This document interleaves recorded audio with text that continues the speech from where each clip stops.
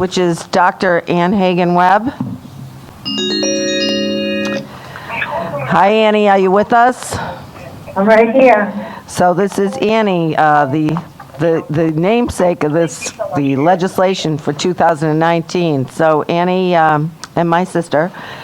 So welcome to House Judiciary. You have the floor. The next one is, which is. But you need to turn down your TV or whatever you got in the background. Yeah, I just did that. Okay.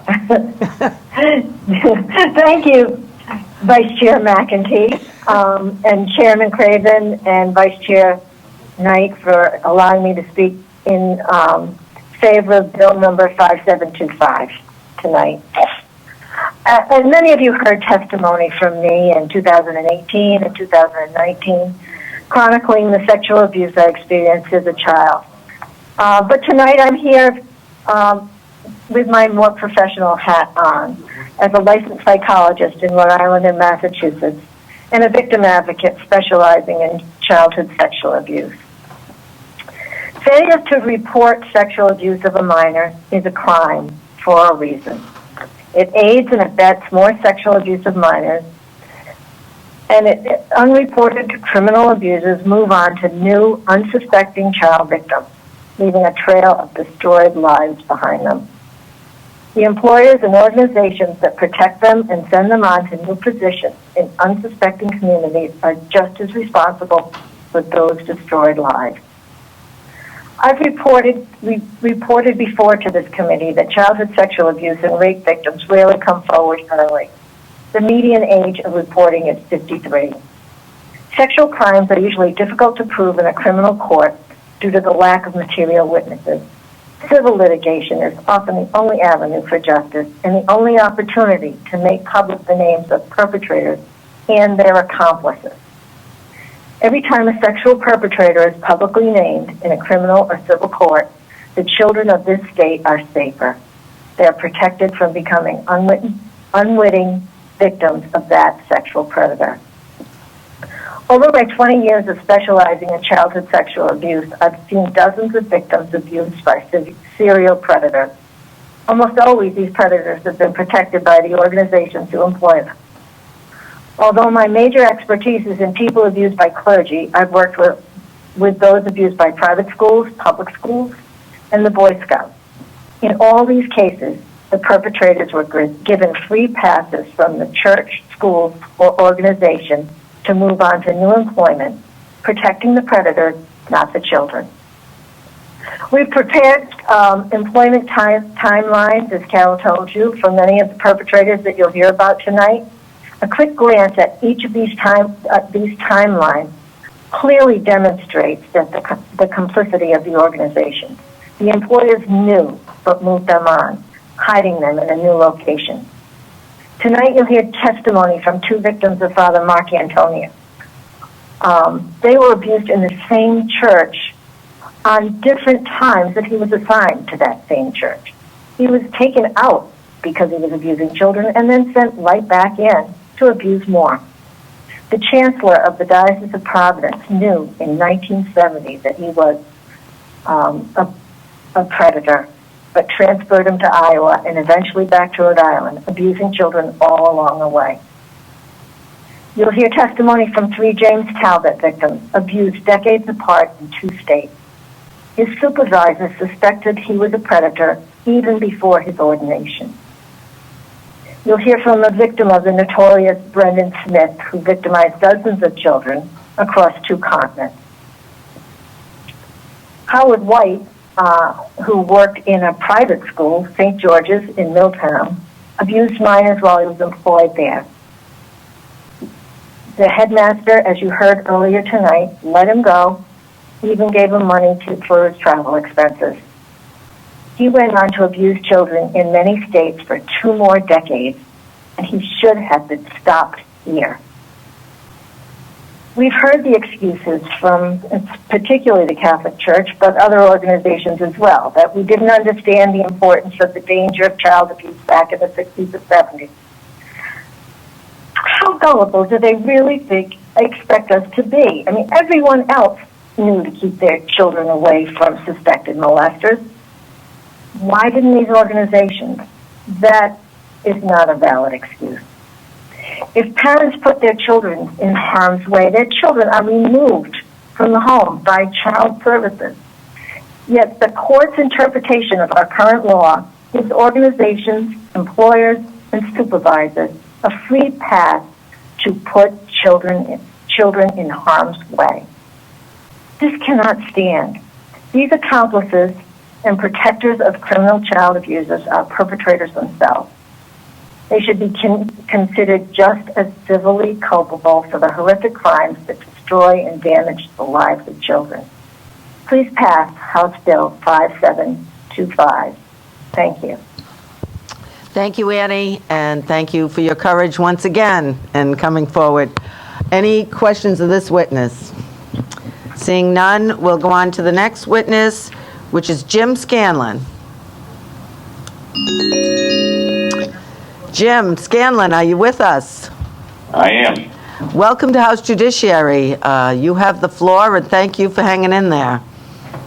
Thanks, Vice Chairman McEntee, and thank you, Chairman Craven and the House Judiciary Committee. Many, if not most of you, have heard my testimony over the last couple of years, and I'm not here to repeat that testimony other than to remind you of a few key points. In high school, in 1977, I was raped by James Talbot. At the time, he was a priest, a teacher, and a coach at Boston College High School. He raped me in the fall of my sophomore year, and I told nobody. And as a matter of fact, I told nobody for 25 years. I felt guilt, shame, and fear. At the time, as he told me, nobody would believe me, and that actually was what would have taken place during that time. It wasn't until 2002 when the Globe produced a story about the Catholic Church and their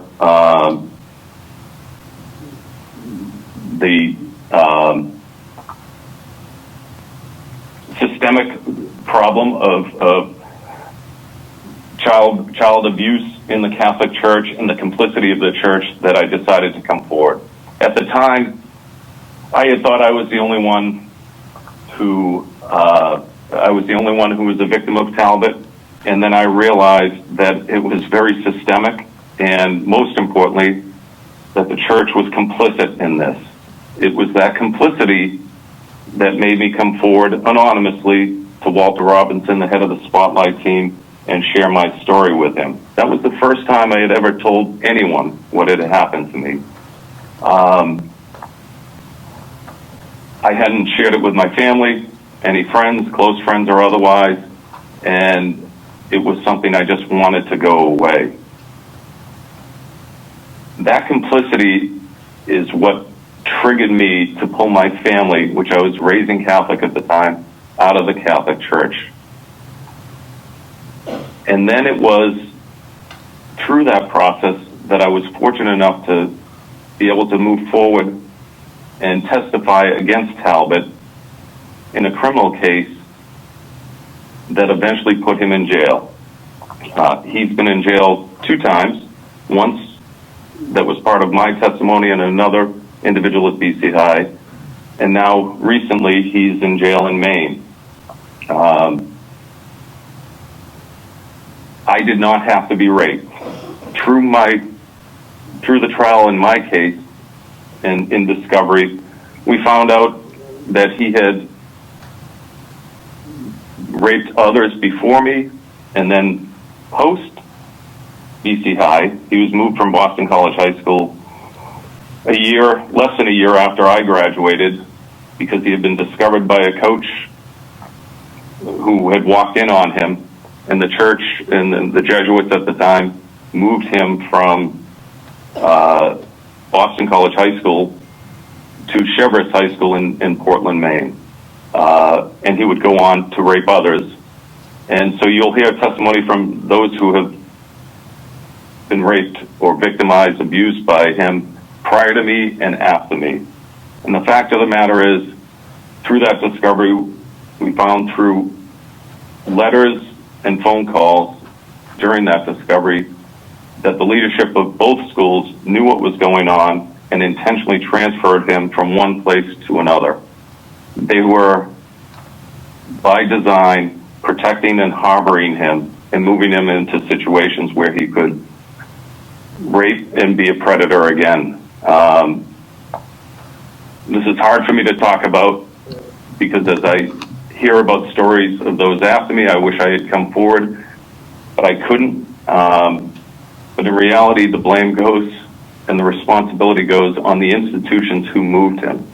None of us needed to be raped, and those institutions could have prevented those rapes and abuse. Talbot's in jail now. You'll hear from others who came, again, before and after me, but these institutions are part of the problem and are responsible for the rape and victimizations of children. Attorney Conlon used the term that pimps are considered criminal perpetrators.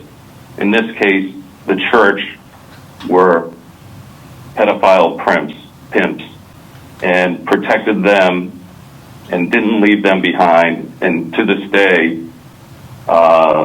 continue to protect them. So thank you.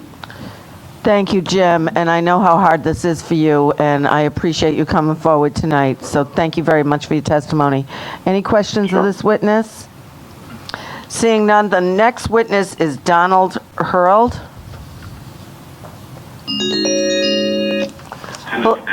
Hello, Donald. Yes. Are you with us? Can you turn down your background Is this sound? Carol? Yes, this is Representative Carol McEntee. It's a pleasure to talk to you. I know of you through your sister, and I have daughters, and they just love each other as you and your sister do, and she respects no one in the world more than you. Oh, thank you. No, you're a hero to us. You're a champion. I'm listening to Jim, and my heart's breaking. I know. I was worried all day, and I just, now my heart's with Jim. That's why I came out. And what have you. But so let me So why don't get you my start composure why don't you start your testimony and keep it as brief as possible because we have several witnesses. I understand that it's time's of the essence. I'll be brief, but hopefully effective. Oh, yes, very good. Thank you, Donald. Okay, thank you, Proceed. Carol. Proceed. Hello, my name is Donald Hurld, Hurld, and I'm 67 years young. I've been sitting here terrified of testifying because I have never talked in public about it. The first time that I talked in public about it was up in Maine at the sentencing of Father Talbot, where I met Jim, who just spoke. And the reason I finally spoke after years of being silent,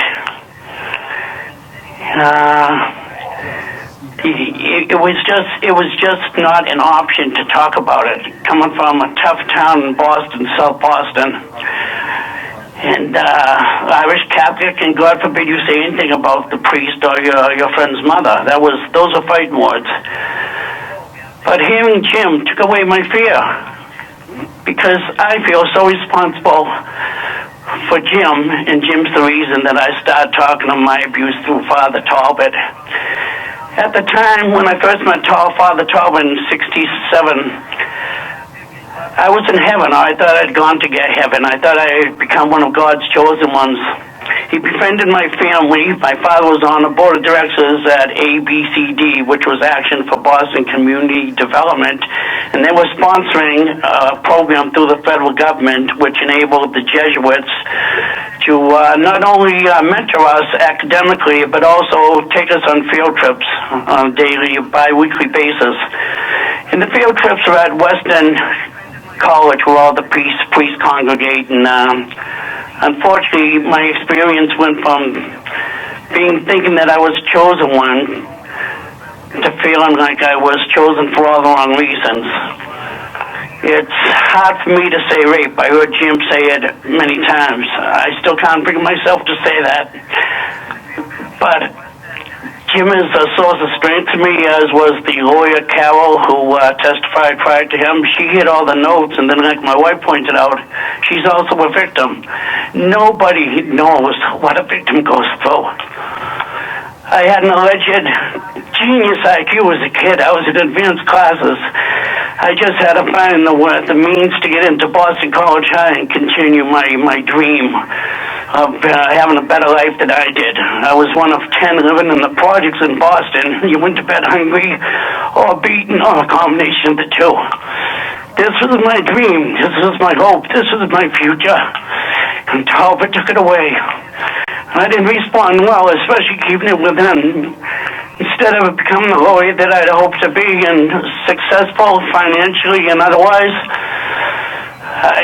my life fell apart. Within a year, I was a runaway, and I was an alcoholic. Eventually, I went into drugs on the other side of the law. I ended up in jail. I have no skills whatsoever. I had any type of harmonious relationship, as is evidenced by the fact I've been married 4 times. But the 4th time I met my angel, and she's helping me through this. And that's who I trust, and I don't trust in God.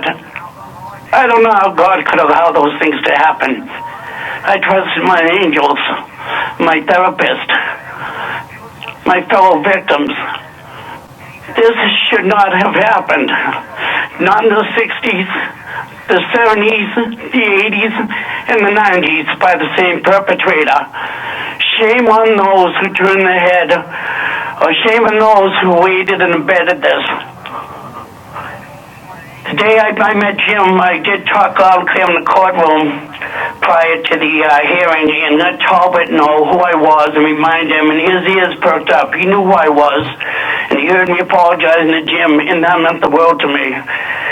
Unfortunately, I did meet another gentleman, and that was a younger boy who was abused by Talbot in the 90s, and for that he went to jail. And it was very ironic and poetic because he went away in his victim's handcuffs. When they put the handcuffs on Talbot, they took them off me. However, the fight goes on. At 67, I'm still in therapy. Thankfully, it's helped me learn who I am and not to blame myself for my abuse and Jim's and others. So with that, please keep in mind, they often talk about the truth matters. If the truth truly matters, then please, I implore anybody to do anything possible to let the truth be heard loud and clear. And I thank you for your time. Thank you so much, Donald, for your moving testimony. I know it was difficult, but I appreciate your courage in coming forward. So thank you. I appreciate everybody who's on our side. And you do have to take sides. You can't ignore the situation. No. Okay. Any questions of this witness? Seeing none, thank you, Donald. We're going to go on to the next witness, who is Benjamin Wheeler.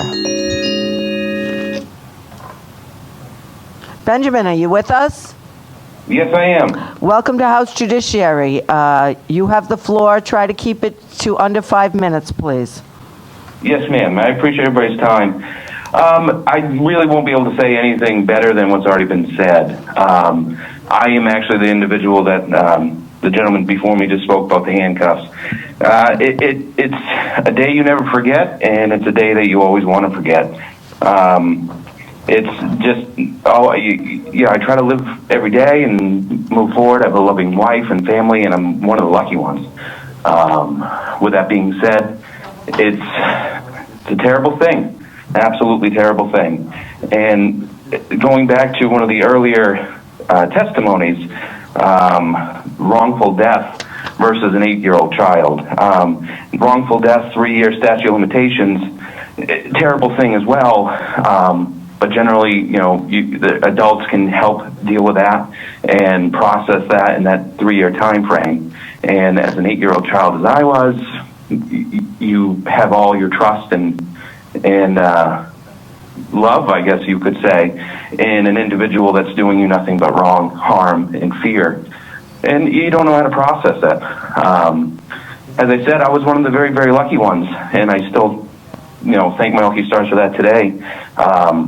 But at the same time, I would do absolutely anything I could do. Absolutely anything I could do to stop this from happening to anybody else out there whatsoever. I don't believe that's necessarily going to happen. I mean, I work in the law enforcement field, and I understand the truth of the world as best I can, but at the same time, it doesn't mean that we can't hold everybody that knows something about this accountable. And I guess I'll keep it short as that. If anybody has any questions. Thank you so much, Ben, for your testimony. Oh, I appreciate it. And thank you for your courage in coming forward. Any questions of this witness? Seeing none, we'll go to the next witness, Dr. Hub Brennan.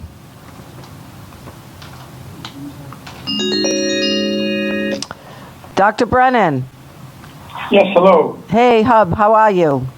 It's Good, Representative thank you. Carol McEntee. Hello, Representative McEntee. Thank you for joining us. You have the floor. Try to keep it brief, but I know you have very meaningful testimony. Thank you very much, Representative. And I will be relatively brief here. Thank you for the opportunity. To speak. Of course, to yourself and Chairman Craven, co-chair Knight, as well as the honorable members of the committee. I'm obviously here to support House 5725. As reintroduction as the case may be, my name's Hub Brennan. I'm 63 years old. I grew up in, live in, and work in the town of East Greenwich, my hometown. And I'm an internal medicine doctor. I'm in private practice and have been for over 25 years. As background, I was the assistant chief of the East Greenwich Fire Department before leaving for medical school in 1988. I've always been very active in civic affairs like you all, trying to give back. I've been immersed for the last 4 months deeply in the COVID effort to bring this COVID pandemic under control. I've served on a number of local, statewide, and international boards and commissions. I'm the president of the Kent County Medical Society and the past president of the Kent Hospital Medical Staff. I'm a former board member and trustee of the Kent Hospital and the Care New England Health System. I'm an advisor to the Office of the Health Insurance Commissioner, and I'm a clinical advisor to the Federal District Court District of Rhode Island. I've actually worked in concert with you all in the past, as I was the first non-attorney to serve as the chair of the Rhode Island Judicial Nominating Commission. Now, again, as I've mentioned before, I do not mention that to make an impression by any means. I offer that simply as kind of the rambling activities of a guy who really has been just trying to find meaning and purpose in his life and trying to fill a void after a terribly disrupted childhood by a rabid priest. As I revealed to your committee, I think it was 3 years ago, for the first time ever, publicly, to you and your committee, to my friends, my family, and my community, I sat in front of you and revealed that I was raped and sexually assaulted by Brendan Smith, who was a Norbertine priest assigned to the Our Lady of Mercy School when I was a child. That was in 1965 through 1968. I was between 8 and 11 years old at the time. I would be. Smith would call from his rectory across the street in the church and have the nuns pull me out of my second or third grade classroom. He would wait in the I would wait in the principal's office until he entered and took me across the hall to the nurse's office, where he did what such monsters do to innocent children. And I'm sure you've heard testimony earlier this evening as to exactly what these people are capable of. I learned that he had a 30-year history of other horrific offenses against children, and in the standard Catholic pattern, he'd been moved about from parish to parish, even overseas from Ireland to America, as his behaviors were discovered. In 1951, in the Republic of Ireland, he abused dozens of children, both male and female. again, 1965 through 68, Our Lady of Mercy in East Greenwich, where I had the ill fortune of crossing paths with him. On record, I think 8 or 10 children have come forward as having been abused by him. He was called back to Ireland after his rape and abuse was identified in my hometown. He later returned to the East Greenwich community in the late 60s for extended trips, vacations, and he would stay in at the homes of parishioners. In Langdon, North Dakota, he was shipped and abused multiple children there. Then back to Belfast, Northern Ireland, where he was finally incarcerated, convicted for abusing children over a 36-year period, received a 10-year sentence. In the correspondence in his move back to Ireland, their rationale was they would keep him moving to alleviate the open quote, close quote problem, hoping he would not develop long-term relationships with the children. I have a couple of correspondence that I will submit as part of my testimony that I think are they're quite incriminating. We have the letter from Bishop McVinney to his supervising abbot in Kilke County Caravan in Ireland. And bear with me, I regret to inform you that I have sent Father Brendan Smith home. I was under the impression that he was doing very well in the parish to which he was assigned. To my amazement, it is now reported to me that he doesn't measure up on several counts. His rapport with the adult parishioners has not been happy. He seemed dedicated enough to the young people, and in some cases, too much. So we feel for the good of the parish and the souls, and for his own sake, he should return to his monastery. And they booked him a flight. I will submit his testimony, a letter from Father Bruno Mulleville in Augsburg, Germany, testimony to him having received the call from Bishop McVinney that Brendan Smith was being sent back, that he was being sent back to Ireland, and the responses at the time that his behaviors were very, very well known. More startling, I think, locally, 2 local news articles, one from my hometown newspaper, the Greenwich Pendulum, with a smiling Brendan Smith with 2 parish senior officials on either side at his going away party at the Greenwich Country Club. For the past 5 years, the popular Irish cleric has worked mainly with CYO and youth sports activities. On his last day, in fact, he will keep an appointment with your Pendulum photographer to take pictures of his award-winning cadet girls basketball team that ran off with the title. Hundreds who attended the buffet in his honor last Sunday evening at the Greenwich Club. This is a man who they knew was raping their children. The local parish spun this as a send-off for a heralded local cleric. And then from the Providence Journal Bulletin, 2/29/68, their best fan is going home, and it's laden with accolades about how close he was to the parish children. As it relates to the specifics of this bill, the lobbying office of the Providence Diocese, the Rhode Island Catholic Conference, argues that this bill impedes the administration of justice and does little to protect victims. Well, I'll give you that the diocese offers indeed an expert opinion therein, as they know all about doing little to protect children, myself among them. The diocese represents itself to you via their testimony as your constituents. Please, this is a false premise. The diocese, in fact, the diocese has conducted itself more likening a criminal enterprise and is more accurately cloaked as a criminal defendant.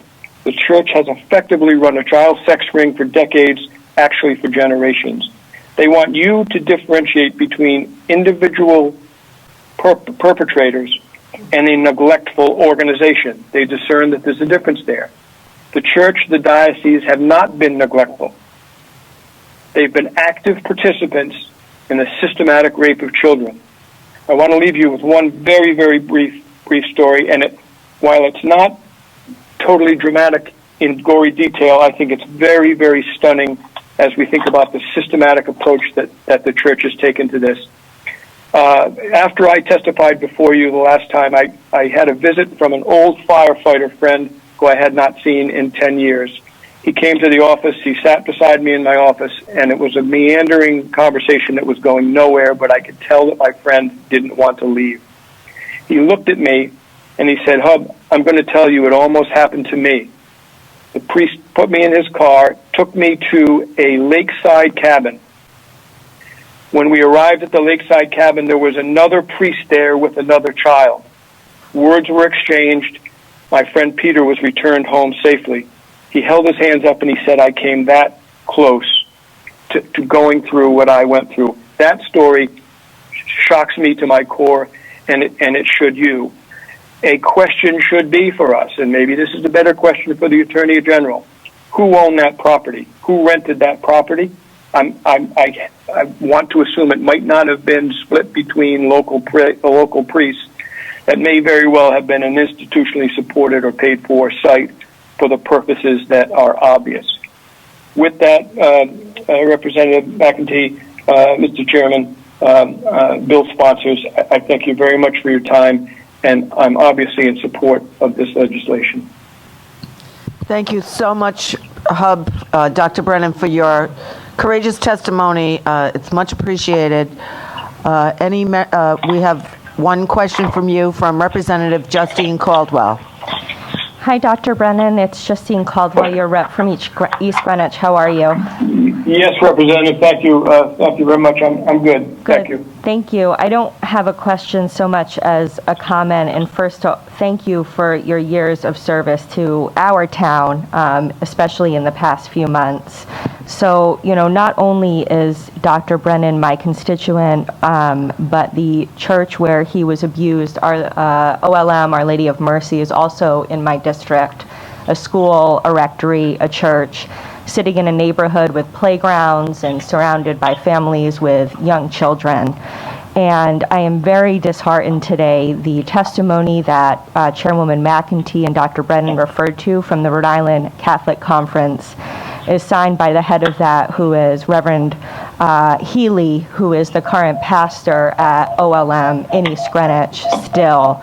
A church where children, including Dr. Brennan, were victims of these heinous crimes, and still he has his name on a document in opposition to this bill. And I find that appalling and unconscionable. And I want to point out that in their testimony they say that, the threats of these lawsuits, which will drain resources from their charitable endeavors. And, as Dr. Brennan pointed out, these are people who have aided and abetted children being raped and abused over and over and over again. And those obligations supersede any of the charitable endeavors they would like to do in the community to cover up the terrible crimes they have committed and the lives that they have ruined. And so I wanted to say thank you to Dr. Brennan for coming out and telling your story and for your service to our town. And that certainly I am with you in strong support of this legislation and will be, actively lobbying for its passage this session. Thank you, ma'am, very much. I truly appreciate that more than you know. Well, thank you, Hub, and hopefully we'll work very hard on getting this legislation passed. So seeing no more questions of this witness, we'll move on to the next witness. But before we do that, I want to thank everyone for hanging in here. And what we're trying to show is if you look at the list that were handed out and you hear the witnesses, you're going to see how so much of this could have been prevented. And these are the people that survived this and are old enough and well enough to come forward and tell their story. There's dozens of people who are not on this list who you're not going to hear about tonight, and I shouldn't say dozens, hundreds, that haven't reached the ability to do this yet. And I know some of my own people who have seeked me out for my own counsel as a lawyer and as the sponsor of this bill and the other bill, who have come forward to me, but are not testifying tonight because they are just not ready. But what we're trying to show is how many times these priests were moved around. And Dr. Brennan's abuser was one of the most notorious monsters. He had hundreds of child victims, and it was known to them, and it just kept going on. So that's why we're going this route, and I thank you all for indulging me. But the next witness is Peg Langhammer from Day One. Peg, are you with us? I am. Oh, thank you for hanging in there. I know you're a great advocate for child sexual abuse and director of Day One, so you may proceed. Okay, well, thank you, Vice Chair McAtee and Chairman Craven and members of the committee, and I'm delighted to be here to testify. I will keep it very brief because you've heard such compelling testimony from so many people. I am the executive director of Day One, which is a statewide organization whose primary mission, and really the only organization whose primary mission, is to address issues of sexual abuse in the Rhode Island community and really throughout the country. And we have, for decades, been addressing issues of not only individual sexual abuse, as you've heard tonight from people, but also working with victims who have been abused by the institutions that they belong to. And it's such, I mean, this bill, let me just say, because you've heard so many compelling reasons why we need this legislation, this bill is critical. It is so critical because we've done so much to, as you've heard, we don't have a statute of limitations for first-degree sexual assault or child molestation. We have recourse now for civil cases, and we've done so much in terms of legislation. But this is one area that we absolutely need to close this loophole. We must do this. And, I don't know what else to add except to say that we have seen this again and again through so many institutions where we have victims who come forward. And quite frankly, I believe in so many of the cases that maybe they wouldn't have been victims if the institutions took responsibility for what they needed to and stopped hiding behind all kinds of really weak excuses why they allowed it to go on.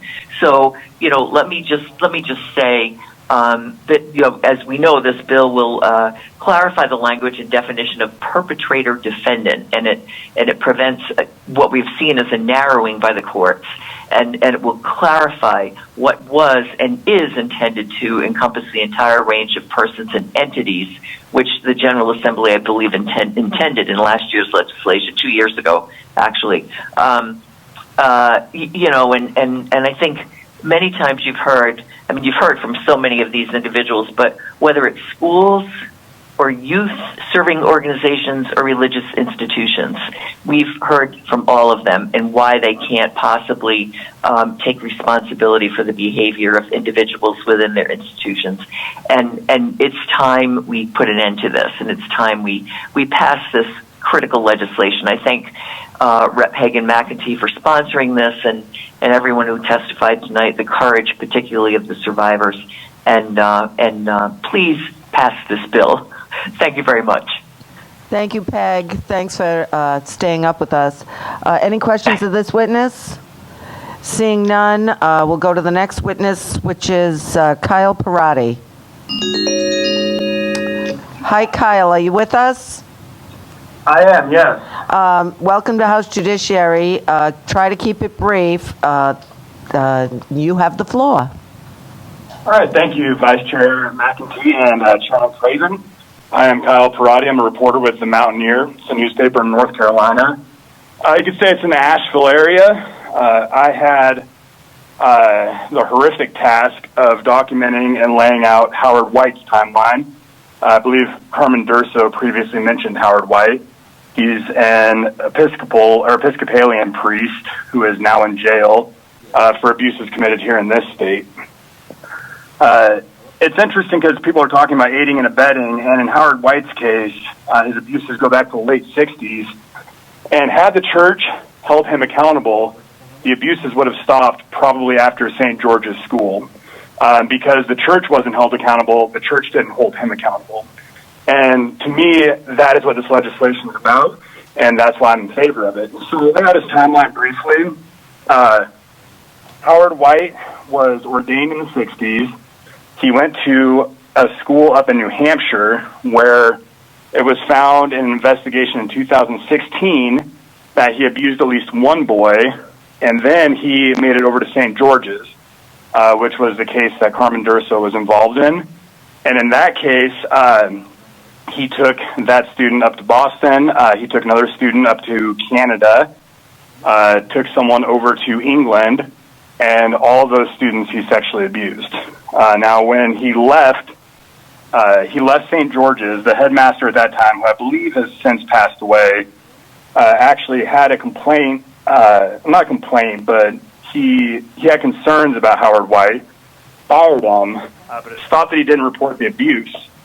The district attorney here in North Carolina told me on the record that there was a letter written by that headmaster saying that Howard White needed to be kept away from children, and that letter somehow fell through the cracks. Again, I think it's because the church didn't have motivation to hold him accountable. So he ended up going to Virginia, where he got his PhD, and he was a headmaster of a school there, Chatham Hall. Now, I think the headmaster of Chatham Hall, a man named Russell Ingersoll, who actually lives in North Carolina now, he said that he spoke with the headmaster from St. George's, that headmaster never told him about any abuse, even though he had knowledge of it. So to me, that is the point where it could have been stopped dead in its tracks, but it was not. So after leaving Chatham Hall, Howard White had a brief tenure in Asheville, and then he came to Waynesville, and that's kind of where my story really picked up. When he came here, he abused several children. And it's important to note, he didn't only abuse children in his position as rector of Grace Church in the Mountains here. He also abused children as a guardian ad litem.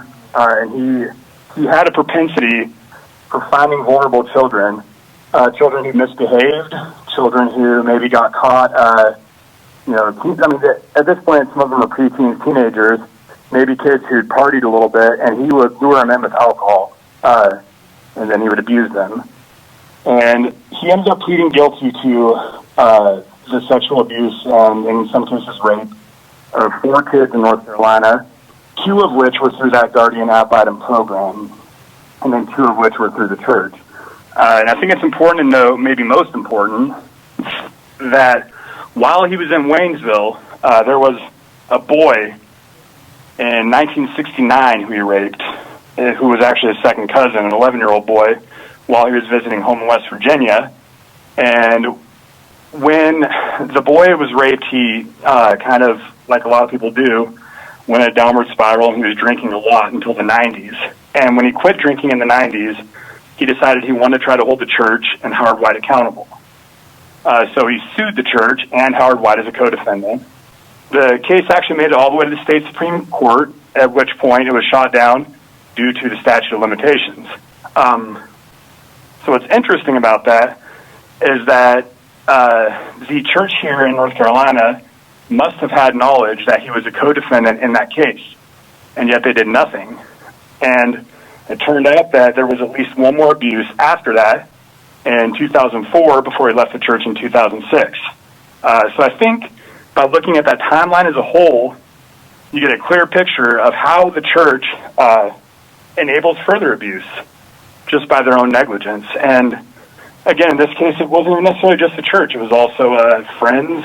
It was a guardian ad litem program, and a number of adults just kind of around the community who knew what was going on. And I think looking at it, not only did the church enable his abuse, but they enabled future abusers to abuse children too. Because by not holding him accountable, they showed that they're not going to hold anyone accountable. And that's all I have to say. Thank you very much, Kyle. And thank you for hanging in there with us. Any questions of this witness? Seeing none, we're going to go on to the next witness, which is Meg Yarborough. Hello, Meg. Are you with us? Yes. Thank you for joining us. Welcome to House Judiciary. Please keep it brief as possible. You have the floor.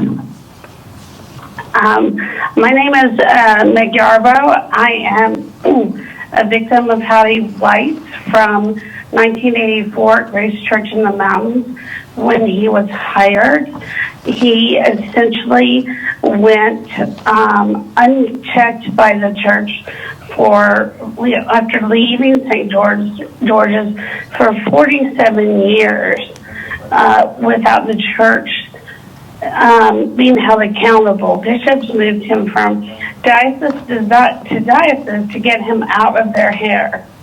The problem with the Episcopal Church is that they aren't like the Catholic Church. They're individual dioceses held together loosely under the Episcopal Church of the United States. There's no way for me to get accountability from the Episcopal Church. Howdy, I was one of the 4 people in North Carolina who did send him to jail. It doesn't change what he did, but there's accountability. There's no way to hold the church accountable.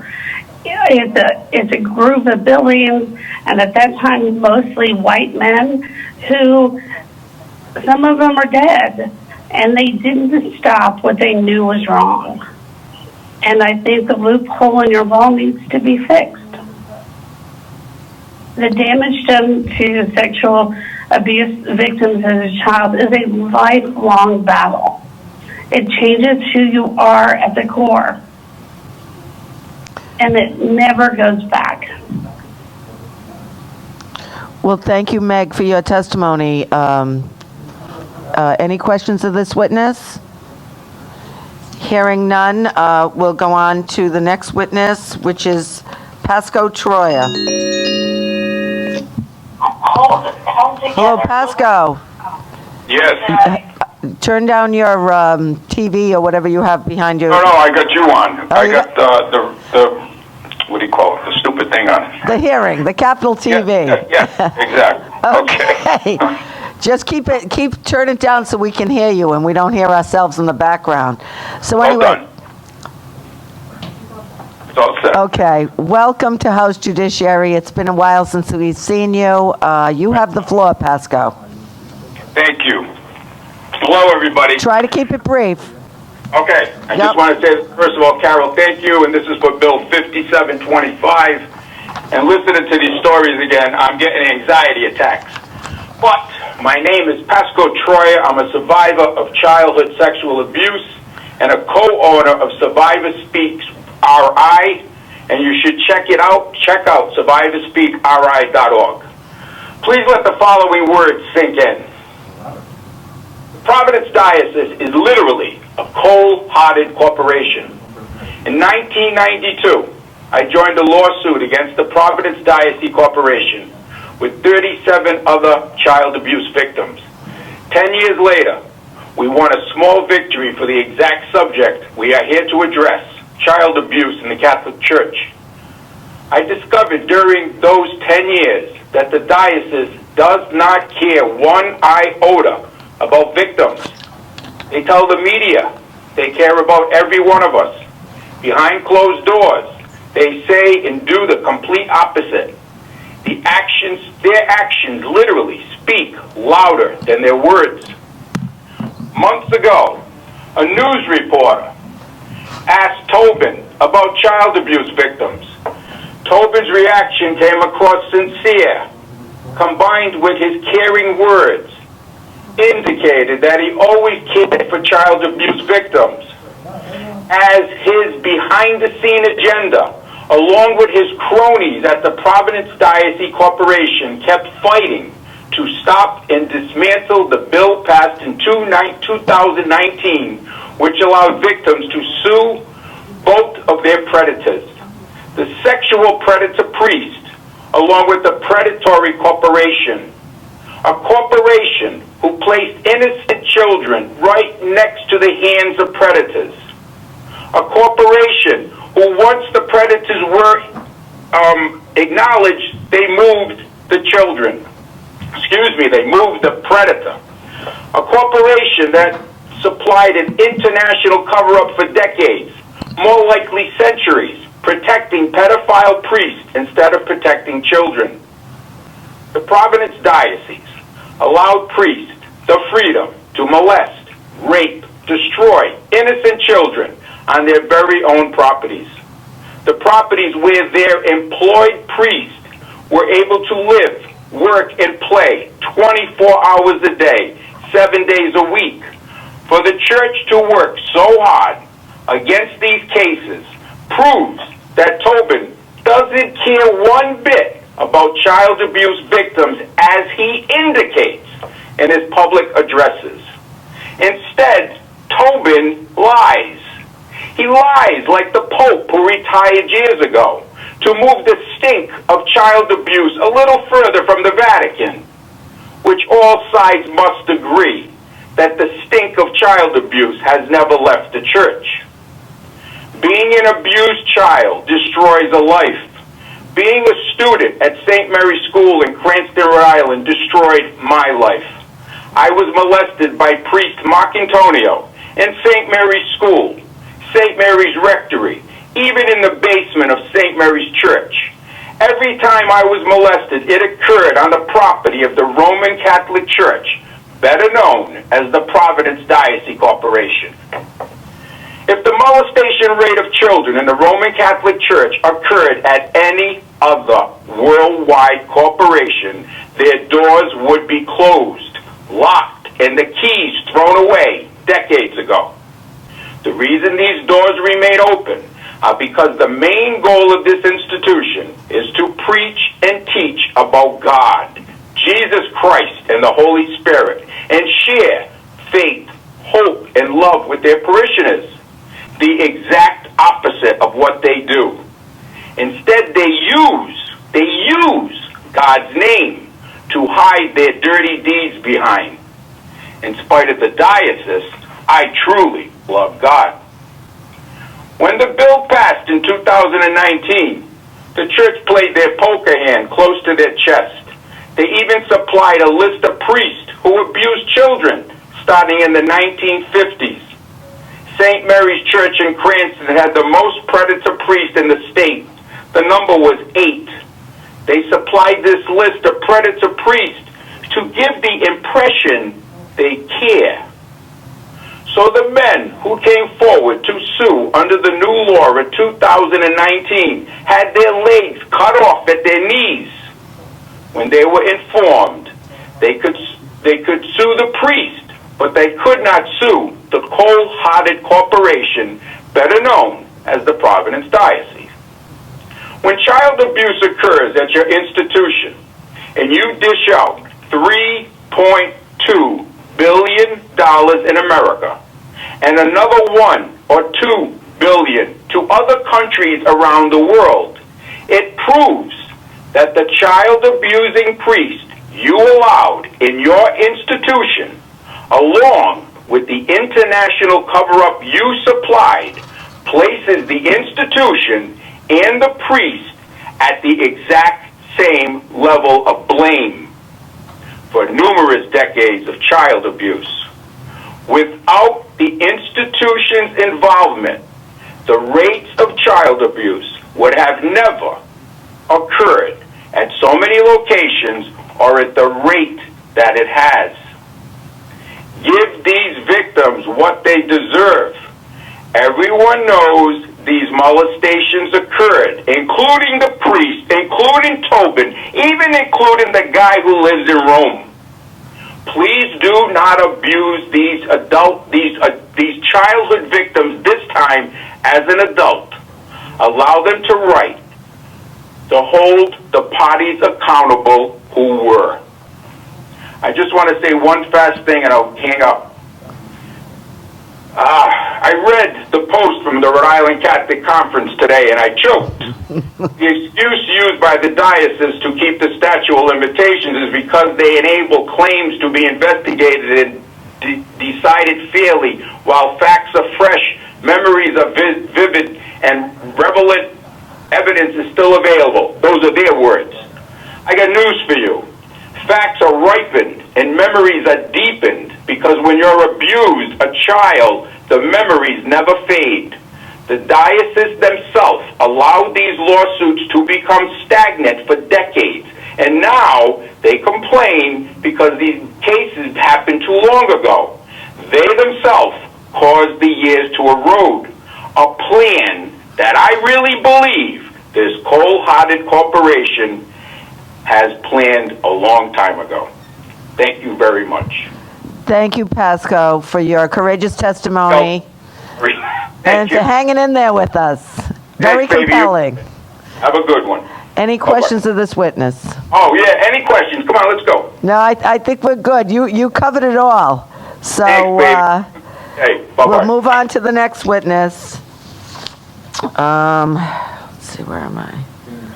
Hello, Yes, James. hello. James, are you with us? Yes. Could you please Yes, I am. turn off your television or whatever's in the background? I'm sorry. Dogs are barking here. Dogs barking, TV's on. I don't blame you. That's what most people would be doing. I'll turn my television down. Okay. Are you with us, James? Yes, I am. Okay. Welcome to House Judiciary. Please make it brief. It's been a long night for us, and we still have more more bills to hear. So, you have the floor. Well, thank you very much, Vice Chairman McKenty. And, McEntee. I want to thank McEntee. Chairman McEntee. I'm sorry. Yeah, I want to thank you, Chairman Craven and Vice Chairman Knight and the members of the committee. My name is James Mambro, and I'm here testifying in favor of House Bill 5725. This is my first time testifying, and hearing the other victims testify, I only hope I can do some good getting this bill passed. Their testimony is simply amazing and very strong. So I'm here to make a statement which takes me back to the 1960s. I'll be taking you through an edited timeline beginning in 1967. But the fact is, the year is irrelevant. Why is the year irrelevant? Because there's no time limit for the lasting effects of abuse. That is why we gathered tonight. The one question tonight is, why should anyone who molests and rapes, or anyone who conspires to cover up the crime, be entitled to a time limit in order for justice to be served? Should being guilty of a crime fade away while a victim continues to be triggered by the memories of abuse in what amounts to a life sentence? Father Robert Marcantonio spent just 2 years between 1967 and 1968 at St. Mary's Parish in Cranston. Before being transferred to Sacred Heart Parish, he then spent just 1 year at this new parish in West Warwick before returning to St. Mary's. This was in 1969. I was turning 12 and probably an altar boy at St. Mary's. This is where I met Father Marcantonio for the first time. It's also the year I became one of his victims. I say one because Father Marcantonio had already sexually abused 5 boys in 1967 and 1968, one of who you just heard prior to my testimony. And yet, he was transferred back to that same parish after a year hiatus. You know, if you're caught by a police officer for molesting children, you're sent to jail. But getting caught by a bishop in Rhode Island has simply meant being sent to another parish. Father Mark, the charismatic priest and teacher, along with being a liar, a con man, sexual predator, and child rapist, was back in a safe place where he could manipulate and choose child after child to abuse without fear of being exposed. That year, he sexually assaulted me many times, leaving me to feel alone, afraid, and ashamed. I was only a 12-year-old boy and a victim of abuse who felt blame, shame, and guilt, but I couldn't muster the strength to tell my parents to stop him from hurting me anymore. The last time he molested me is when he took me into the basement of the parish rectory and raped me. Afterwards, he gave me a ride home. My mother was outside waiting in the driveway, and as he stopped the car, I could see the look in her eyes as she stared directly into Father Mark's eyes. I got out of the car, walked over to her, and she asked, "Did he touch you?" She knew something was terribly wrong. My eyes were welled up, yet I replied, "No, Mom," and I ran into the house. That night, I finally confessed to her. I confessed. That's what's ironic. I told her what had happened, and that was the last time I ever saw Father Marcantonio. In 1969, no one talked about these things, nor did they really understand how to deal with it. The first time I spoke about it was also the last time the subject was ever mentioned in my house again. For the next 25 years, I lived that horrible secret, and not one day, not one, went by where I didn't think about the events I suffered at the hands of this predator. He changed my life forever, and even today I'm continuing to deal with the rippling effects which manifest themselves, as you heard, in so many different ways. In 1994, I made a decision to finally come forward to tell my story, and I joined the same lawsuit that the prior testifier joined.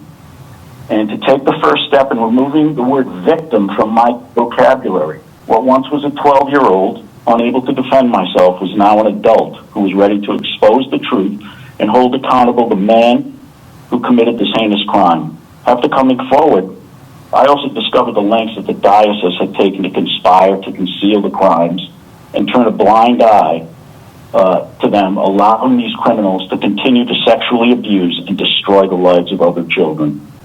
This was a huge revelation. The very people who should have protected me and countless others were actually assisting these criminals in continuing to commit their crimes and conspire to cover it up. After so many years, the truth has finally been revealed that the church knew and protected these criminals. They knew. There is no doubt of this. There's no doubt that the church continues to fail to take full responsibility for their actions. Even today, choosing to submit a written statement to their opposition of this bill, limiting the time victims have to come forward. A victim who deserves any and all amount of time that they need before they're ready to tell their own very personal stories. This is not easy for any of us to relive. I'm sorry, my dog's barking. There's no doubt the Roman Catholic Diocese in Rhode Island continues to live in denial to the reality that the effects of sexual abuse have on its victims. There's no doubt in that. So after 53 years, I'm testifying before this council in hopes that you will do the right thing, the just thing, and send the strongest possible message to the perpetrators and the people who aid and protect them, that no amount of time will allow any of them to elude justice. So respectfully, I ask for you to unanimously approve this bill and send these criminals in the Catholic Diocese the strongest message possible to let them know that the only ones whose time has run out is theirs. Thank you very much for letting me testify, and please pass this bill. Thank you very much, James. Thank you for your courage, and I couldn't agree with you more on all of your statements. So, any questions of this witness? Seeing none, our final witness is Robert Houlihan.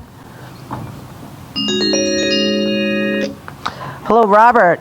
Are you with us? Yes. Hi. I am, welcome yes. to House Judiciary. Please keep it brief. You have the floor. Okay. Well, this is, where do I start?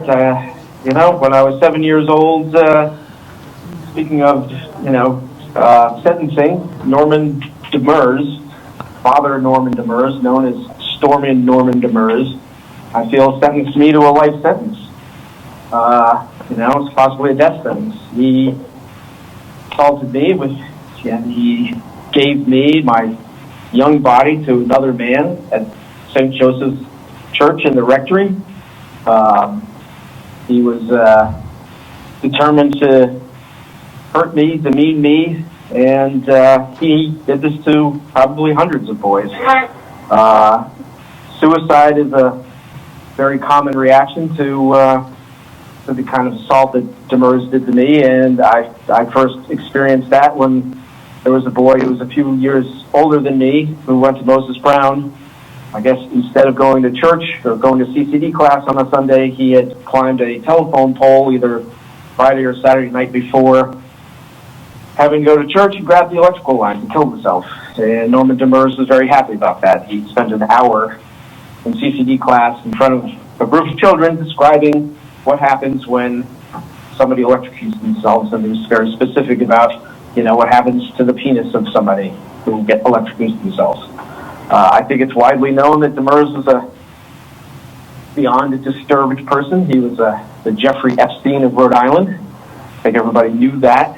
And I think what I should really touch on more than my own personal difficulties in life and all the monstrous acts that Demers did was that he was helped along the way, every step of the way.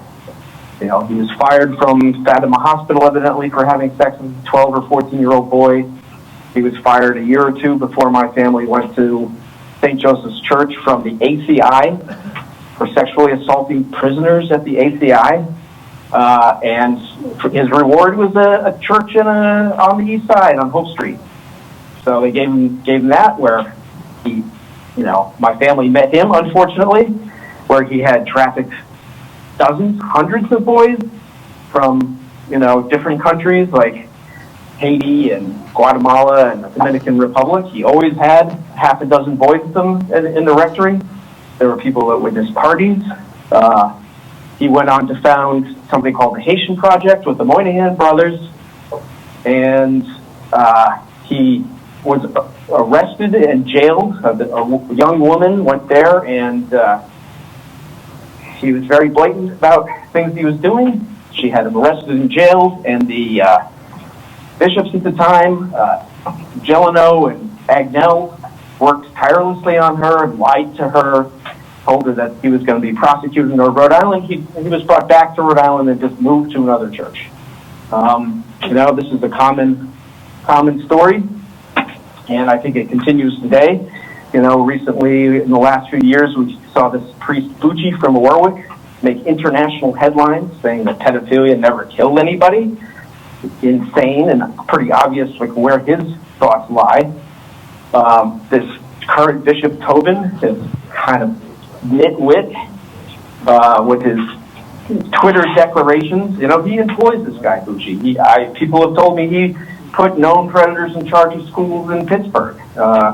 The Catholic Church is a black box. There's no transparency.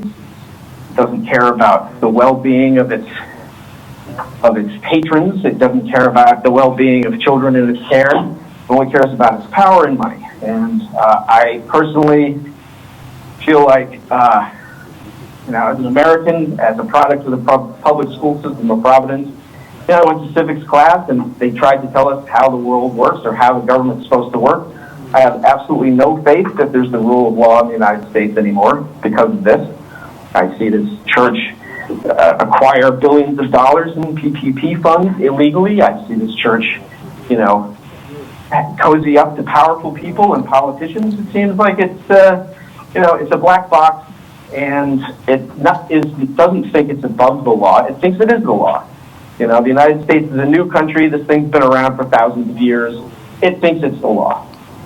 And, I feel like as an American, as somebody who grew up and had civics class in both Central and Classical High School, I believe in the separation of church and state. And I believe there should be some kind of rule of law, and that this monstrous institution should be not just investigated, but deserves a RICO warrant. They've done this for decades, if not centuries, and they continue to field and support and employ predators today. I don't know what more there is to say about it, but in my case, this monster, Demers came before Jeffrey Epstein, and he was the same kind of thing, except for he liked boys. Yeah. And he was a sadist. So, and they helped him Many people helped him all along the way. Many people saw all the things that he was doing. Many people saw, he was caught numerous times, just like so many other ones. He was maybe more successful than some of them. And he was just protected. He's been protected, and they continue to protect and field people, and the people that run the church are soft-handed, lazy-minded people with sadism in their heart, like this current nitwit bishop. Thank you very much, Thank you. Robert, for your testimony. Much appreciated. Thank you for your courage. And Robert is one of the persons who was referred to in the decision that we are trying to clarify the meaning of what a perpetrator is. So I appreciate you coming forward, and thank you for your testimony. And are there any questions of this witness? Hearing none. Thank you, Robert. And that concludes the testimony on House Bill 5725. I want to thank all the members for hanging in there with this testimony. This is such an important issue. And as you can see, so many times the priests and I'm not trying to pick on the Catholic Church, although it will be said that I am, were moved around to avoid any knowledge of the pedophilia, the pedophile priest that was continuing his abuse. So I hope this bill passes. I feel I have a lot of support in this committee and in the House of Representatives, and I think it's our duty to protect the past children who've been abused and the future children who may be subject to this terrible abuse. But thank you very much for hearing us out, everyone. And with that, I hand it back over to the chairman. Thank you, Carol. It was moving. You did a great job. Okay, we're going to go back to the bills that we put in play, but we did not complete hearing phone-in testimony. I'll start with Representative Potter's bill 5731. It's an act related to food and drugs. It's the duck bill, I guess, for lack of a better description. And the first witness is Robert, that we did not reach, is Robert Prakasanti. Robert, welcome. You are on the air. You're in front of the House Judiciary Committee. Great. Thank you, Chair. Thank you, Committee. Thanks for being there so late tonight. Definitely appreciate your public service, and appreciate the positive comments that I heard earlier this evening about the bill. With that said, my name is Robert Prakasanti. I grew up in Johnston. I live in Narragansett. I speak to the committee not only as a Rhode Island resident, but also as a member of the board of directors of Farm Sanctuary, which is one of the largest farm animal advocacy organizations in the world. I kindly ask the committee to support and pass House Bill 5731, which would put an end to the sale in Rhode Island of really one of the most inhumane and heinous products in the world, foie gras, which is literally and deliberately the diseased liver of a duck or a goose. And I think it bears repeating, this is the only animal product on Earth that involves deliberately inducing a disease in an animal.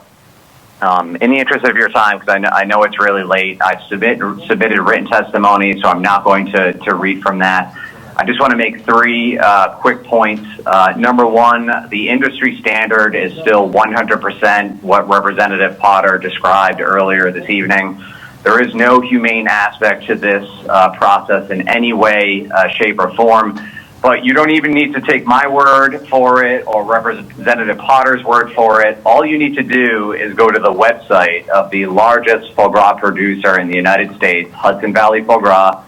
This is a factory farm. This is an industrial farm. This isn't some type of mom and pop farming operation that was described by a previous caller earlier this evening. If you just go to the website, you'll see the videos of the actual process. You will see how long the pipe is. It is not some sort of pinky-sized tube, as a previous caller described earlier this evening.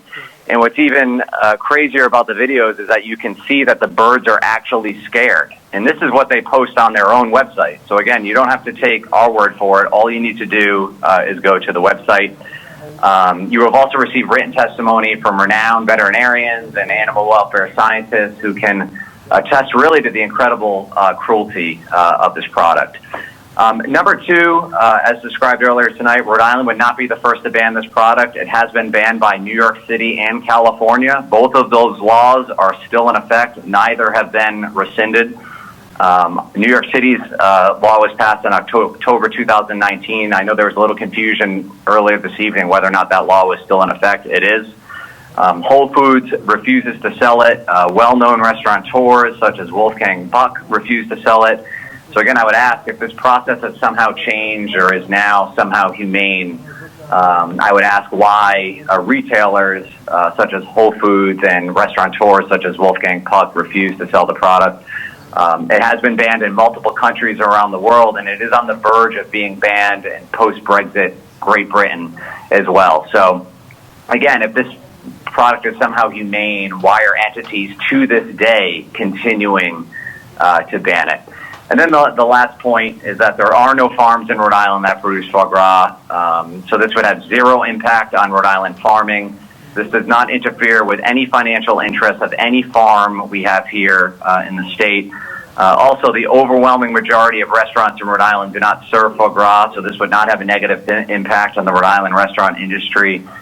This is not some type of staple or standard dish that you find here by any means. It's not like we're saying, hey, let's ban, calamari. We're not suggesting that at all. This is simply a basic humane measure supported by many Rhode Islanders who oppose egregious cruelty to produce an unnecessary luxury item.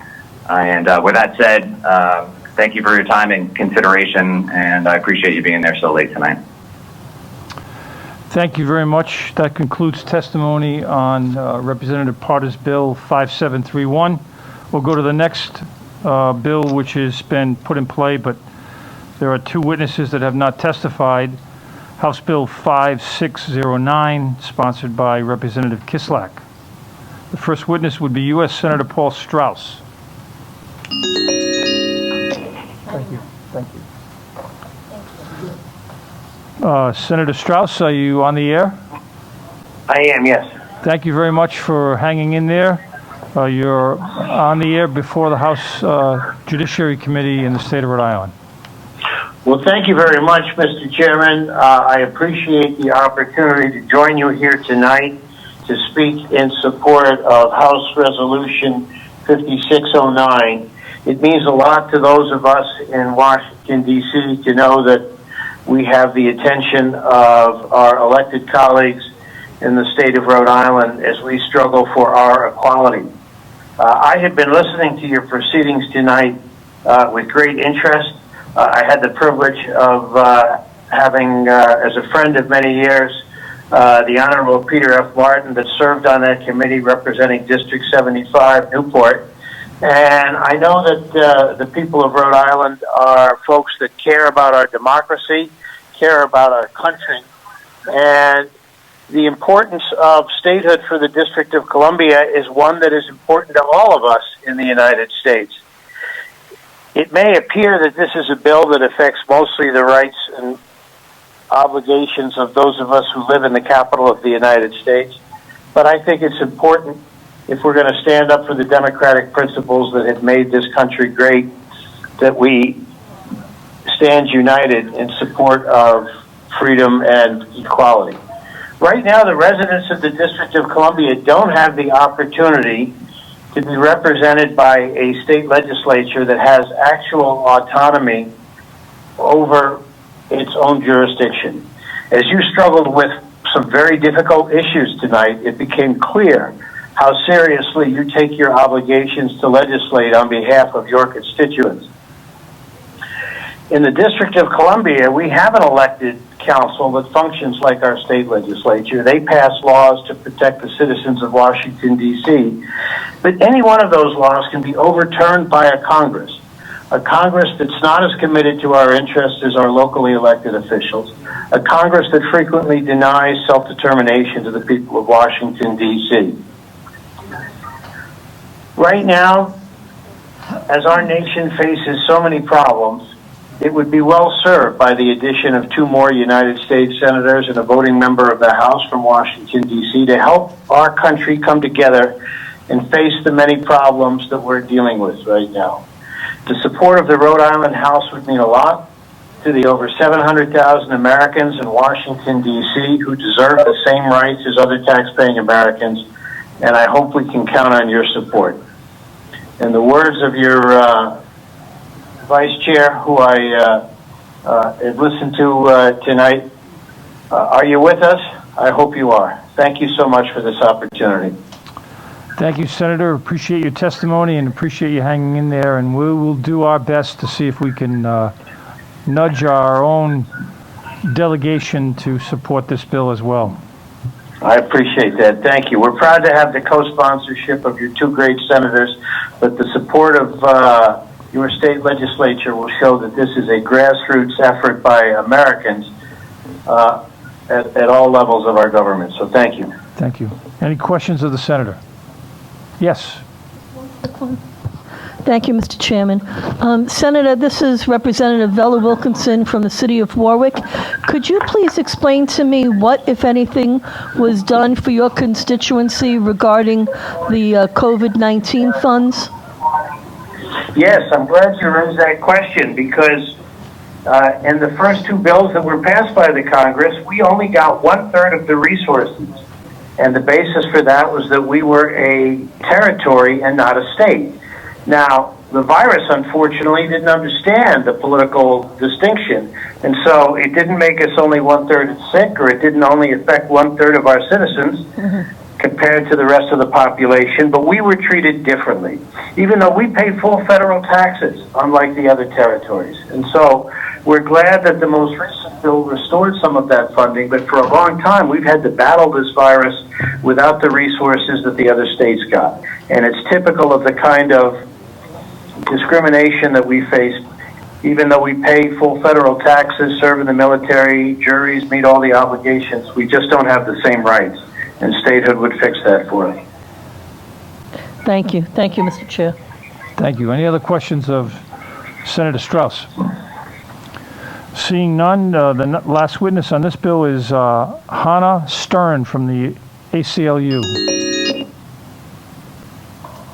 Hannah? Hello. Hello. You're on the air, Hannah. Great, thank you. Thank you, Chairman and members of the committee, for your time this evening. I'll be very brief. I know it's been a long night. My name is Hannah Stern. I'm testifying on behalf of the ACLU of Rhode Island in strong support of this resolution. As Senator Strauss just described, the residents of D.C. face a very unique and pretty egregious type of voter suppression in that they live in our nation's capital, but they're deprived of equal voting and representation rights and really their residential autonomy. And we recognize that the Rhode Island legislature doesn't quite possess the power to grant statehood to D.C., but the campaign for D.C. statehood is really just in line with the tenets of civil rights, equity, and democratic representation. And we think it's extremely important that Rhode Island show solidarity with this important campaign by passing this resolution. So thank you very much for your time. I'd be happy to take any questions. Any questions of Hannah? Okay, seeing none, that concludes testimony on this bill, and we'll go to the next of Representative Kislak's bill, 5631, and with the first witness, it's in reference to highway safety issues, and I believe it's involving bikes. The first witness is Liz Birkin.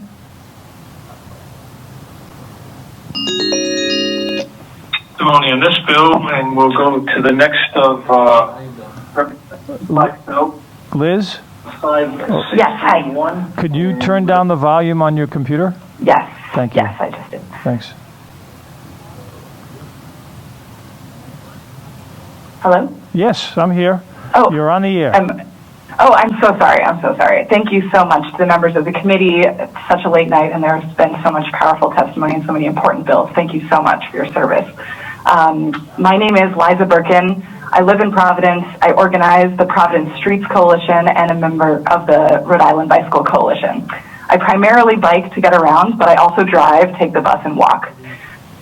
So in the United States, bicycles often fall in a regulatory gray area between being treated as motor vehicles and being treated as pedestrians. For example, in most of the country, bicyclists are legally required to follow the rules of the road exactly as motorists, yet are also allowed to operate on the sidewalk like pedestrians.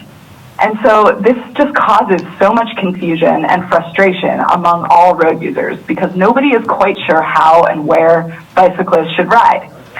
But most bicyclists, myself included, actually want more control and guidance over our movements to keep us safe and out of conflict with other road users.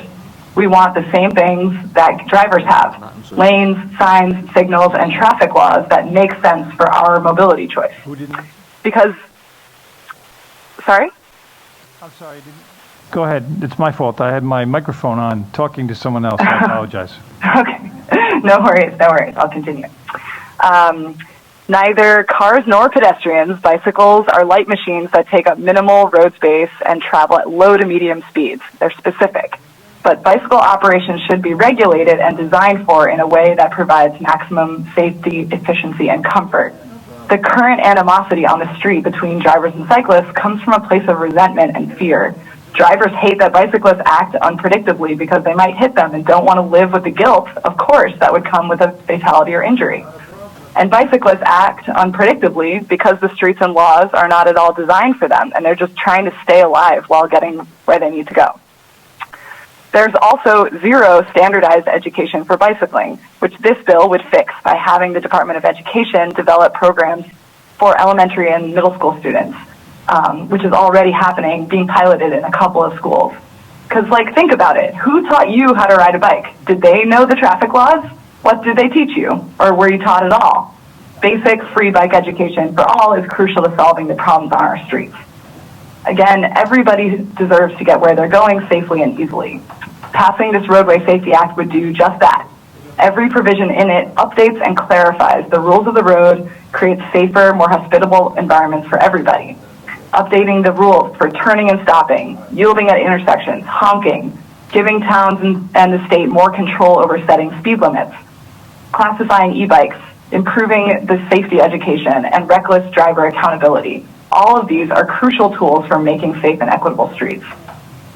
And the exciting truth here is that biking for everyday transportation and recreation is growing rapidly. We've seen this throughout the pandemic. It's just skyrocketing, both worldwide and right here in Rhode Island.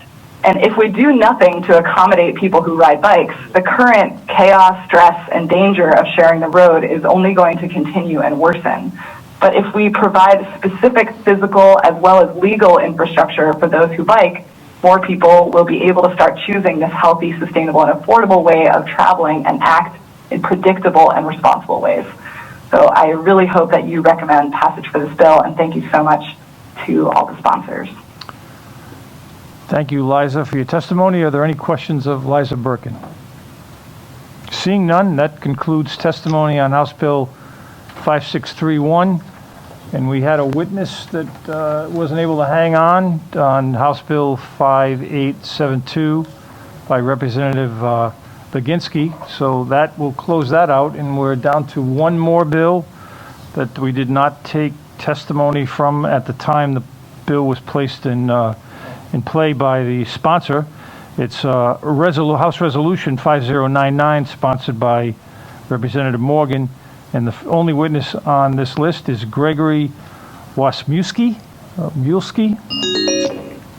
Gregory?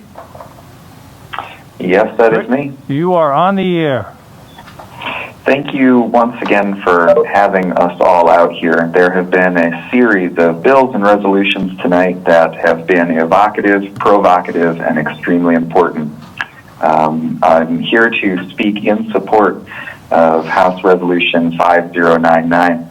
I'm sure you all recall only an hour and 15 minutes ago when Representative Morgan laid out the exact text of this resolution for you. And I say yes, of course, we must stand up to those state and public actors who try to stifle any of our constitutional rights. Now, I know that none of you need a constitutional scholar in here to, apprise us that, the Constitution is there to protect us against the state infringing on these things. And also, these entities that this resolution addresses do seem to monopolize a lot of the ways that citizens and residents of the United States communicate with one another and their democracy. and that seems wrong.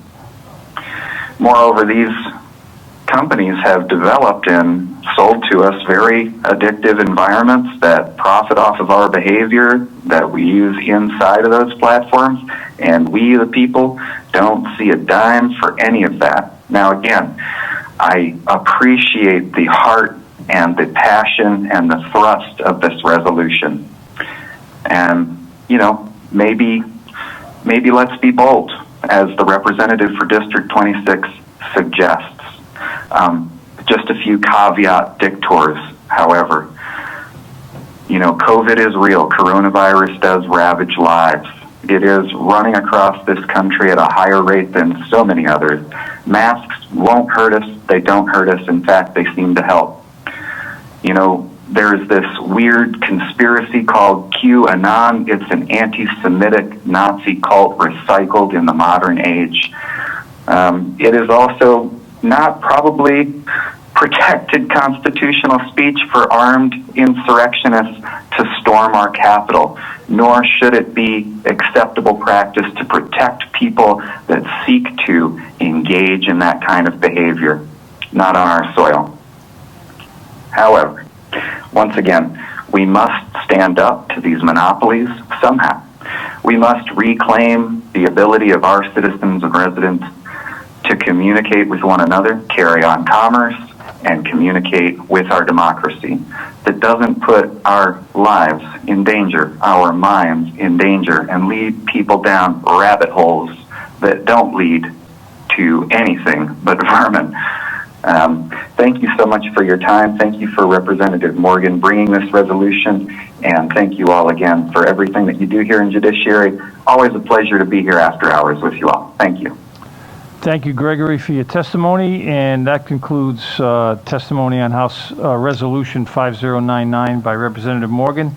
The balance of tonight's 6 bills will be taken care of by Vice Chair Jason Knight, who will chair the balance of this committee hearing. Thank you, Mr. Chairman. Our next bill is House Bill 5638 by Representative Knight, that's me. It exempts the operation of construction vehicles performing authorized public work functions from the prohibition on operating their vehicle in reverse on the roadways. We have one witness signed up.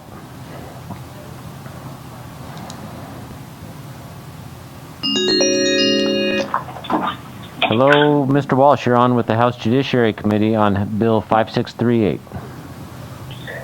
Thank you very much, Mr. Chairman, members of the committee. Bill Walsh here on behalf of the construction industries of Rhode Island in support of Vice Chairman Knight's Bill 5638, which would exempt the construction vehicles performing authorized public works from the prohibitions that could, at this point, potentially make them all criminals. We believe there's many circumstances where it is safer and more efficient for the vehicles to be permitted to go in reverse on these highways, and we'd appreciate your support of the bill, and I thank everyone for their time this evening. Thank you, Mr. Walsh. We certainly appreciate it. I think what most people don't know, or they might be wondering about this bill, is that, you know, anyone who's driving along and they see a pickup truck on the side of the road in a construction area, if they're backing up, that's actually not allowed, although it's perfectly harmless and is part of the job oftentimes on a work site. That's the impetus behind the bill. Thanks, Mr. Walsh. I appreciate it. We're going to move on. Thank you for the sponsorship. Have a great evening, everyone. You're welcome. That concludes, if no one has any questions, that concludes our testimony on Bill 5638, and we're moving on to Bill 6054 by Representative Knight.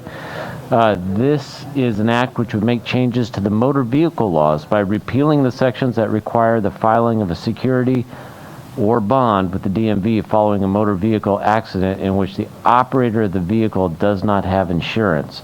I could explain that, but our first witness is going to do a much better job.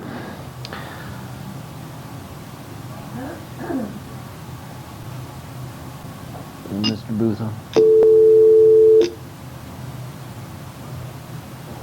Any luck with Mr. Booth?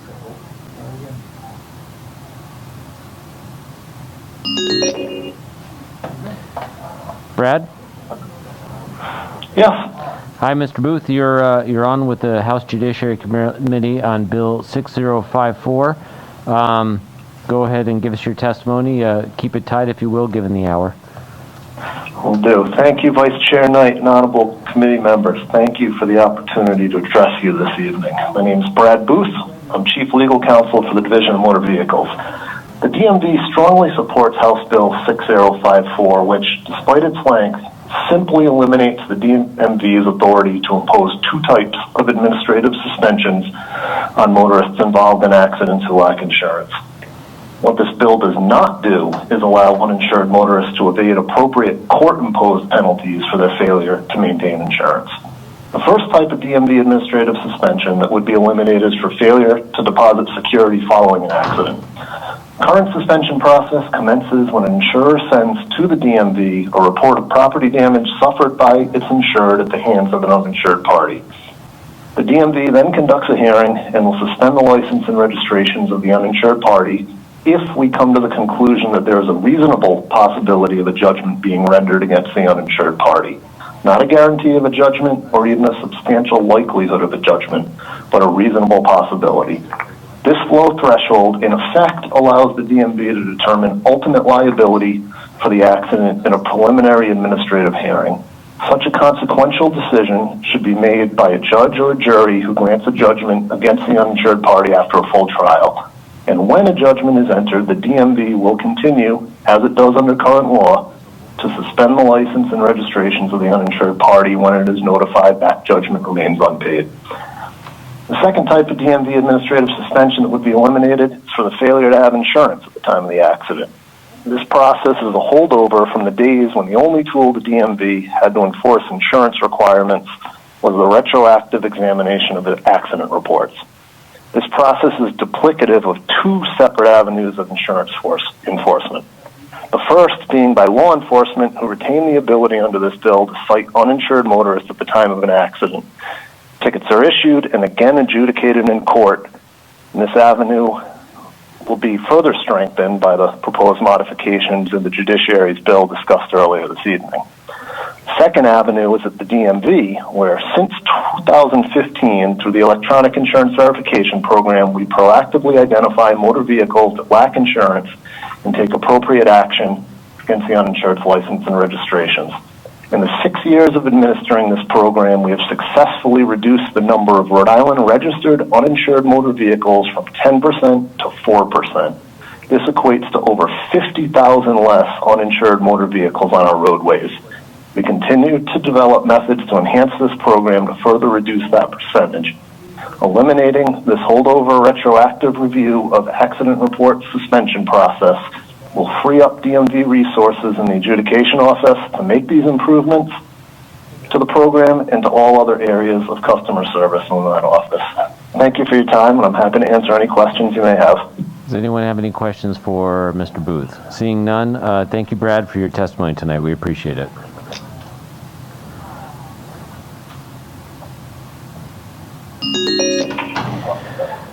Professor?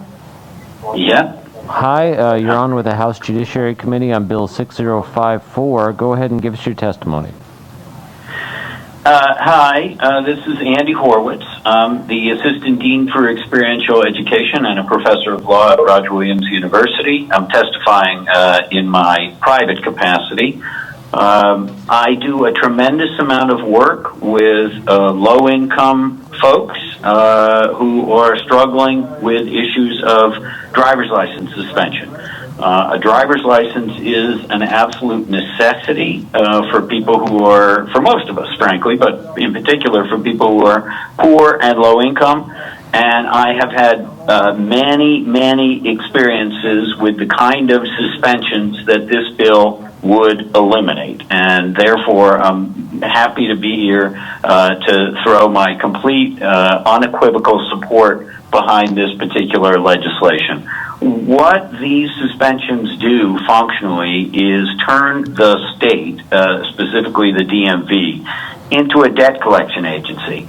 And they become a debt collection agency against people who often, certainly the people I represent, have absolutely no ability to get into agreements with insurance companies or debt collection agencies who essentially get to hold hostage indefinitely the license of somebody who was in an accident and who lacked insurance. As Mr. Booth just explained very nicely and entirely accurately, there are already in place mechanisms to impose punishments on people who drive motor vehicles without insurance and get into accidents. That's obviously not something we can countenance.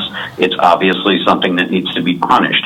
What we don't need to do is what we presently do now, which is hand the reins over to insurance companies and debt collection companies who get to decide when or if somebody gets to retain or reinstate their driver's license. It's simply terrible public policy, and it really is not a practice that we should continue. I'm very happy that Representative Knight, I appreciate that you put this bill forward. I think it's long overdue, and I would urge this committee to pass it. Thank you, Andy. Does anyone have any questions for Professor Horowitz?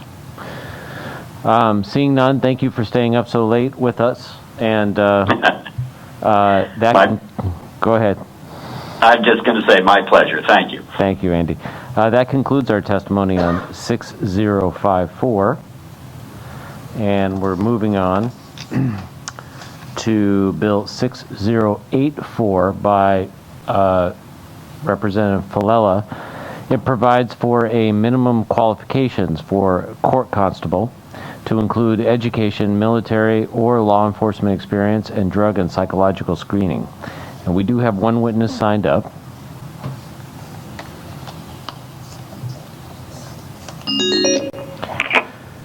Hello, Mr. Clark. Yes. Hi, Mr. Clark. You're on with the House Judiciary Committee meeting, or excuse me, the House Judiciary Committee on Bill 6084. If you could give us your name and your testimony, that'd be great. Very good. I am Rhode Island State Constable George Clark. Good evening, Vice Chair and members of the Judicial Committee. I'd like to first say that as important as I feel this legislation is, I would like to say after listening to the earlier testimony, I feel a bit insignificant tonight. Thank you for considering Bill for Quality Improvement of the Rhode Island State Constabulary, Bill 6084. I understand how busy the committee is. I understand how late it is. I'll keep my commentary very brief. One of the earliest references to constables dates back to 1643. The constable was tasked with arresting a cow. The term arrest meaning seizure. This is a function we still perform today. And yes, we have had cases involving livestock. The federal courts still use the term arrest when they send the U.S. Marshals out to seize assets. But asset seizure is not our only function. The nearly 140 officers in your Rhode Island State Constabulary enforce all manner of court orders originating from all courts. Restraining orders, child support orders. We remove children from homes as ordered by judges. We perform evictions. We arrest people for failure to appear, and much more. The service we provide is life-altering and life-changing for the citizens we engage, protecting a victim with a restraining order, child support to ensure rent is paid and food is on the table, ensuring a child or children are placed correctly and safely, the young couple starting life with a duplex who need the extra rent to pay their mortgage. I cannot emphasize how important we are to these people. And while there is no historical record, I'm sure that in 1634, the constable arresting the cow was met with resistance from the defendant and with gratitude from the plaintiff. That constable would have fallen under royal charter, then colonial rule would have prevailed. Next, state jurisdiction with constables serving in their respective counties. Today, we are in service to the whole state of Rhode Island. And as far as we have come, and as much as things have changed, some of the basic dynamics are the same as they've always have been. This longevity is a testament to the importance of the service we provide the state and its citizenry. Due process needs to always be followed. Until a few years ago, the constabulary program was administered by the chief judge of the district court. For most of my career, this was Chief Judge DeRobio. When one applied to become an officer in the constabulary, the applicant was vetted by the chief. Having the sole discretion to hire, he had latitude in his decisions. He maintained high standards. We now are under the umbrella of the Department of Business Regulation. Director Tanner and her team have been professional, gracious, and overall very well done in this transition. They have done their best to learn what we do. We have open lines of communication. The director and her team have attended our training academy. The Department of Business Regulation, though, does not have the same latitude and discretion as a chief judge. We are here today looking to improve hiring standards for state constables. We are asking you to codify these improved hiring standards as listed in Bill 6084. Also, I would like to highlight one section of the proposed legislation, page 2, lines 25 through 28. This allows for expedited training processes for retired law enforcement officers from other agencies, those who seek to join us for an encore career. Our past experience has shown these candidates to be a great asset to us. To my knowledge, never has a retired officer found themselves in front of our disciplinary board. But more importantly, these men and women can be well utilized for our training academy, both formally as presenters and informally assisting us with planning and organizing training. We believe adding these improved standards to law will not only maintain the already high quality of your Rhode Island State Constabulary, but it will raise the caliber of the constable over time. We need the best candidates at entry level, and the state of Rhode Island deserves the best constables we can provide. Once again, I'd like to thank you and the committee for both your consideration of this bill and for allowing me the time to make this presentation. I would be happy to answer any questions the committee may have. Thank you, Mr. Clark, for your testimony. I think it's important to note that this is an important and under-the-radar profession in our state and indeed every state, and I appreciate your efforts to improve its function. It may not be as big and splashy a bill as some of the stuff we've heard tonight, but nevertheless, it is just as important in many ways. Does anyone on the committee have any questions for Mr. Clark? Seeing none, we thank you for your testimony and thank you for bringing this bill to us. And thank you for allowing me to make a presentation to you, sir. All right, take care. That concludes the testimony on Bill 6084, and I'd like to move on to Bill 5860 by Chairman Craven. Thank you. And I will introduce it to him so that he can introduce it. Thank you, Chair. This is an act that would expand the protections in certain civil actions to include causes of action for persons based on their ancestry, their color, their sexual orientation or gender, their gender identity or expression, or disability if such persons are threatened or intimidated, and would provide a new civil action to penalize conduct that deprives any person of certain constitutional rights, and provides for a civil investigation, a demand procedure with penalties for violations therein if it appears a person has engaged in, is engaging in, or is about to engage in an unlawful act under this chapter. This bill was submitted by myself at the request of the Attorney General. He now has a Civil Rights Division.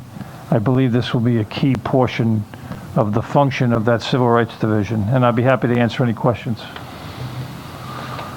Thank you, Mr. Chair. Seeing no questions, we have 3 witnesses signed up on this, and the first one is Lynette Labinger. Lynette, are you there? I'm here. All right, you're on with the House Committee on the Judiciary on Bill 5860. Tell us what you think. Thank you very much. My name is Lynette Labinger. I'm speaking to you on behalf of the ACLU of Rhode Island. It's late. I don't want to take all of your time. I have submitted written testimony, so I'm going to try to truncate my remarks and focus on just a few points.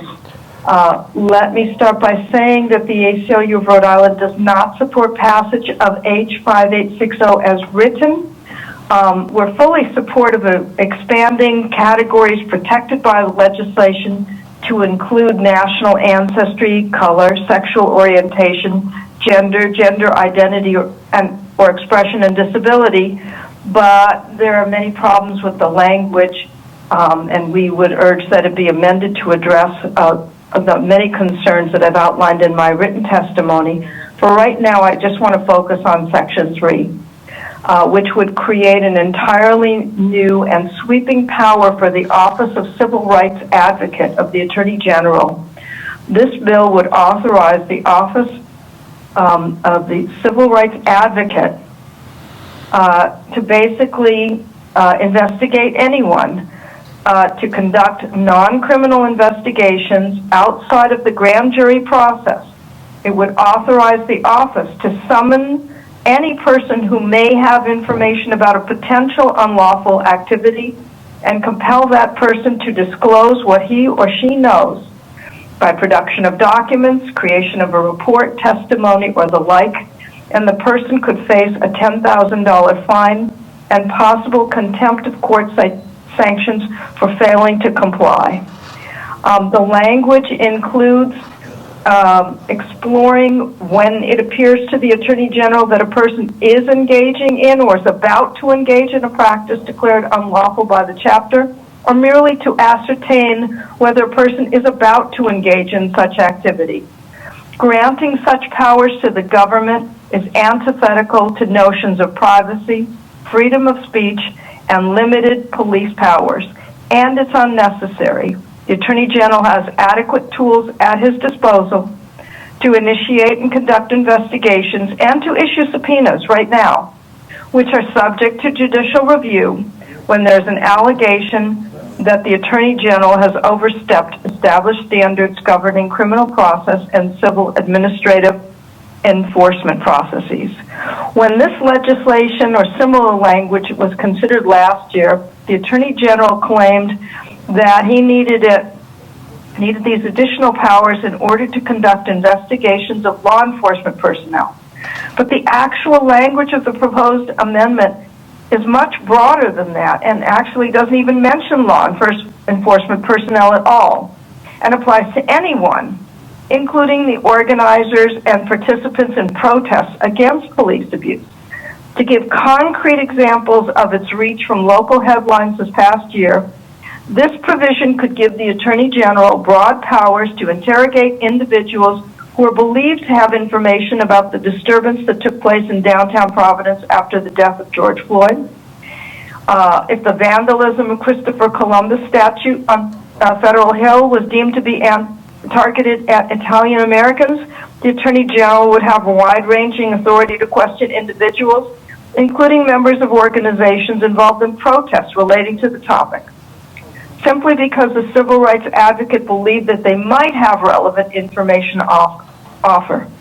The legislature and the public cannot rest on the assurances of the Department of Attorney General that the department will not exercise these new powers in ways that are expressly permitted by the bill, but go far beyond the narrow purpose described as the reason for the new language.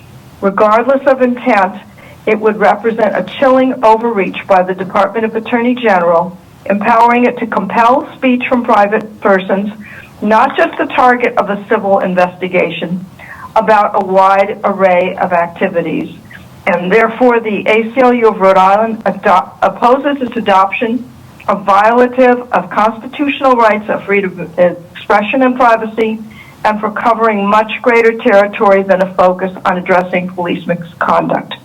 We also have issues with sections 1 and 2. We've raised these before, that they go too far into potentially covering protected speech that does not include a threat.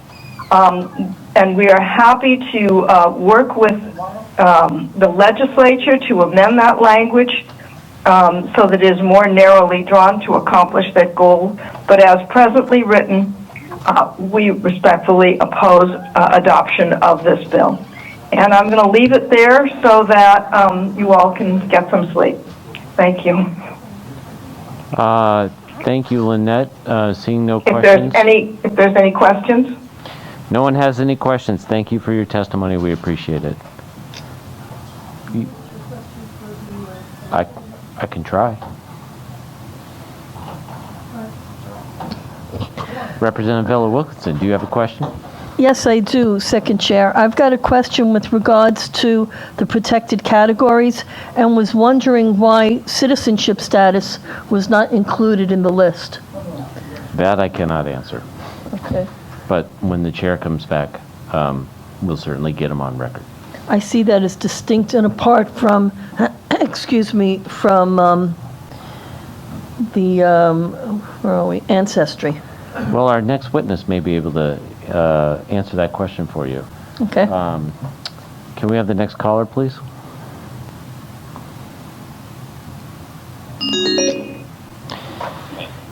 Hello, you are on with the House Committee on Judiciary on Bill 5860. Please give us your name and your testimony. I hope this is Ryan. It is, Chairman, and good evening to you and to everybody else. This is Ryan Holtz, the Director of Legislative Affairs for Attorney General Verona. One of my colleagues is following me, so I'll keep my comments very brief and just introductory to him, if you all don't mind. I just wanted to thank Chairman Craven for introducing this important bill on behalf of the Attorney General. We believe that this is an important expansion of our ability to investigate and intervene in civil rights violations, as well as expanding the definition of persons protected under these statutes.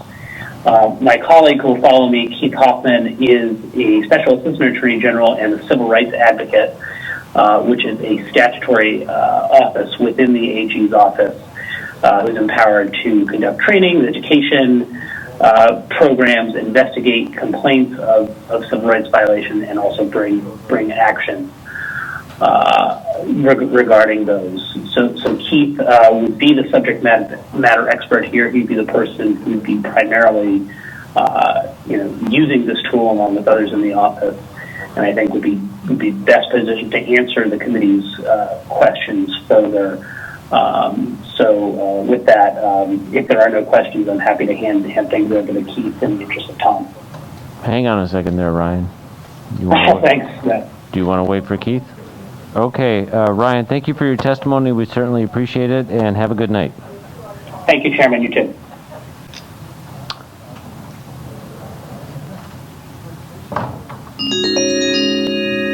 Hello, Mr. Hoffman. You are on with the House Committee on Judiciary. If you could turn down the volume on your device there, that'd be great. Good evening. Thank you. Hi. You're here with the House Committee on Judiciary on Bill 5860. Go ahead and give us your testimony. And then hang on, because I know a member has a question for you. Thank you, and thank you to all of the members of the House Judiciary Committee for the opportunity to testify this evening. My name is Keith Hoffman. I'm testifying in my capacity as the Civil Rights Advocate for the Office of the Attorney General. As the Civil Rights Advocate, I investigate and prosecute civil rights violations in the state of Rhode Island. Now, I want to start my testimony with the on-the-ground reality. All Rhode Islanders, including I know all the representatives on the Judiciary Committee, know the pain and turmoil that we've experienced this last year as our communities have grappled with bigoted violence and systemic racism. We've searched for ways to bring about racial justice in Rhode Island. This bill is one part of the solution to this monumental challenge of our time. The Office of the Attorney General is obligated and committed to protecting all Rhode Islanders through civil as well as criminal process.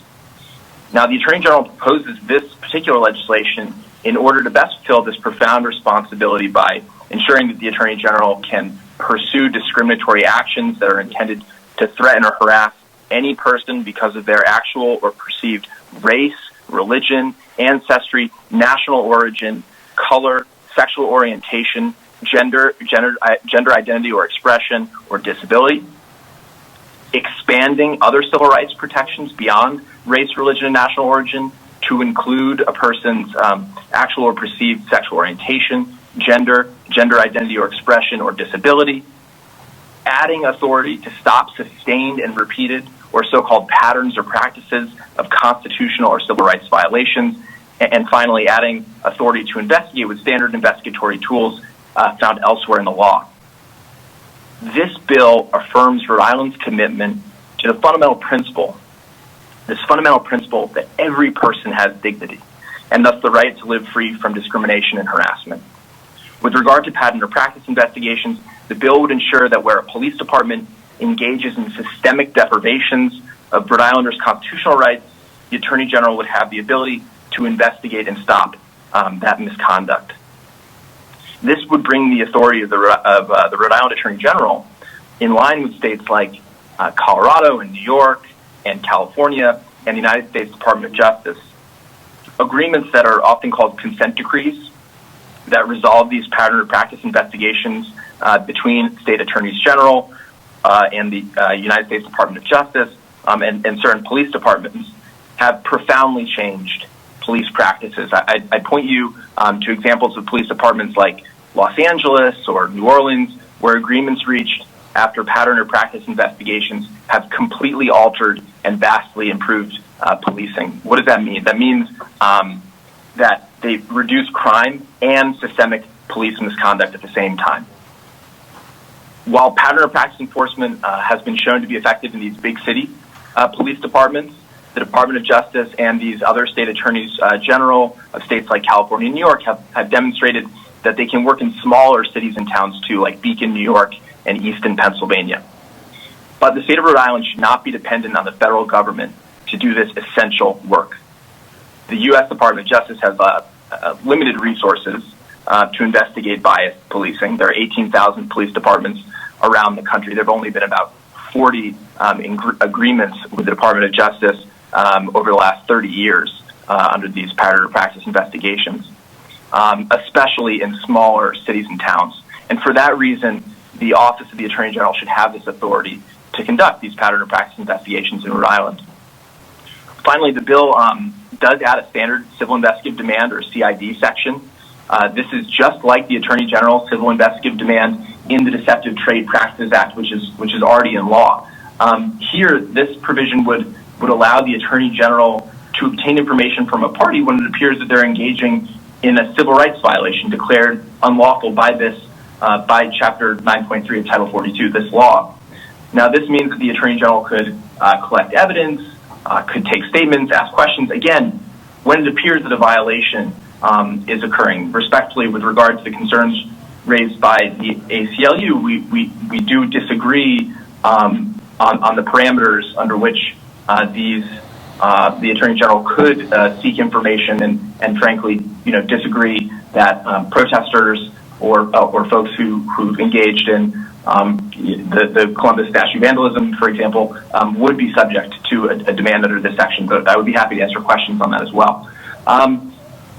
This CID section, however, is essential to ensuring that this misconduct can be thoroughly investigated and can help to bring about out-of-court resolutions to violations. So it's a really important tool. Thank you again for the opportunity to provide testimony before you this evening, and I am, of course, available to answer any questions you might have about the bill. And before I do that, there was actually one question already that I noted down, which is why citizenship status is not included in the list of protected categories. We believe that national origin, which is a category that we added to the bill, that is included in the bill and that would amend the statute, would cover people who are discriminated against because of their citizenship status. Does that answer your question? What do you want to talk to him? All right. Representative Villa Wilkinson. Hi, Keith, can you hear me? I can. Okay, great. So I was the person that brought up, this is Camille Vella Wilkinson from the great city of Warwick, and I'm the one that brought up the issue of citizenship status. And frankly, I would love to have a conversation with you. Perhaps we could do it offline and a little earlier than 11:17 p.m. But I would like to talk to you about how I view citizenship status as being different, distinct and apart from national origin or ancestry, especially with the fixation that some people have in referring to certain individuals as illegal aliens, although no one has told me what planet these aliens are coming from. So I would like the opportunity to speak to you, and I'm more than happy to come to your beautiful new office to do so. Thank you, Representative, and certainly I look forward to speaking with you about it, and we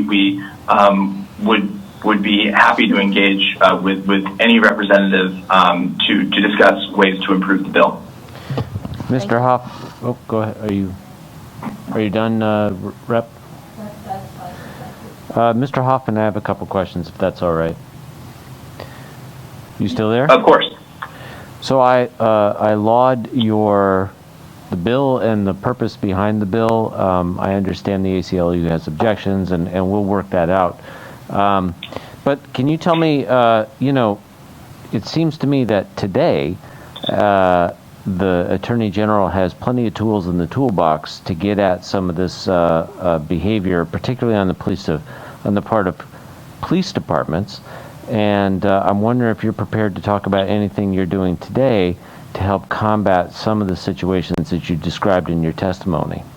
I'm particularly interested in what the AG is doing to ensure that Giglio information is sought out and uncovered prior to criminal trials, because as you know, Giglio information is evidence of misconduct on the part of police officers and police departments. Are you prepared to talk about something like that? I'm certainly prepared to talk about some of the initiatives that we've undertaken broadly. With regard to the Giglio information, I think I need to take that back to the office, because it is such a specific area, and I really would want to provide you with a really fulsome report of what our office is doing in that regard. With regard to police and hate crime issues more broadly, Attorney General Noronha has made hate crimes and police misconduct a priority in his administration. We recently created a civil rights team that prosecutes these cases. We've also recently created a hate crimes and civil rights liaison officer program that every state in the police department is now engaged in. So we're working with our police departments and their civil rights officers to ensure that hate crimes and civil rights violations are properly investigated and pursued. The reason why this bill in particular is so important with regard to police issues is that in those cases where police departments are engaging in repeated systemic violations of constitutional or civil rights, we don't have that authority right now to do anything about it. But you do. I don't mean to interrupt you, but you do have the authority to aggressively review their personnel files, their disciplinary files as part of the criminal case, and frankly, if they're engaged in misconduct, not bring their cases. So, and I hear you, Representative, basically talking about the Giglio process, and I think that that's a really interesting point that I want to bring back to the office. But with regard to one of the earlier statements that I think is really important to mention from Ms. Labinger, the Attorney General does not have subpoena power to obtain information from a person or police department or a municipal corporation with regard to a civil rights violation or a constitutional violation. And that's one of the reasons why this civil investigative demand authority is so important. Even through the Giglio process, it would be very potentially slow to obtain that information, whereas when it appears that a civil rights violation or constitutional violation is occurring on a large scale by a government actor, really it would be necessary to act very quickly to obtain information. Of course, subject to, and this is a really important point, the Civil Investigative Demand Authority is subject to really important guardrails. First, it's subject to the guardrails on the elements of the law. So we can only seek information when there's evidence that some act violates this law. An act that is motivated by bigotry or bias toward a person's race, for example, or systemic violation of people's constitutional or civil rights by a government actor like a police department. So first, you need to have the elements of the crime met. Second, there are the First Amendment guardrails, right? We can never seek information when a certain action or speech is protected by the First Amendment. And third, and most significantly, the civil investigative demand procedure is protected by a court process. So any individual who believes that their constitutional rights would be infringed upon through a demand by the Attorney General's office would, of course, be able to go to the courts and be heard. There's a very thorough process for court oversight here. Well, we certainly appreciate your testimony. I hope that you will take back to the office my thoughts that there's a lot more that can be done today besides this bill, I think, on all kinds of levels to tackle these problems. You guys have a lot more fingers in the pie already, and I appreciate that you want one more with this bill. And with that, I don't see any other questions from the committee. And I thank you for your testimony. Thank you very much, and thank you to all the members of the committee. All right, take care now.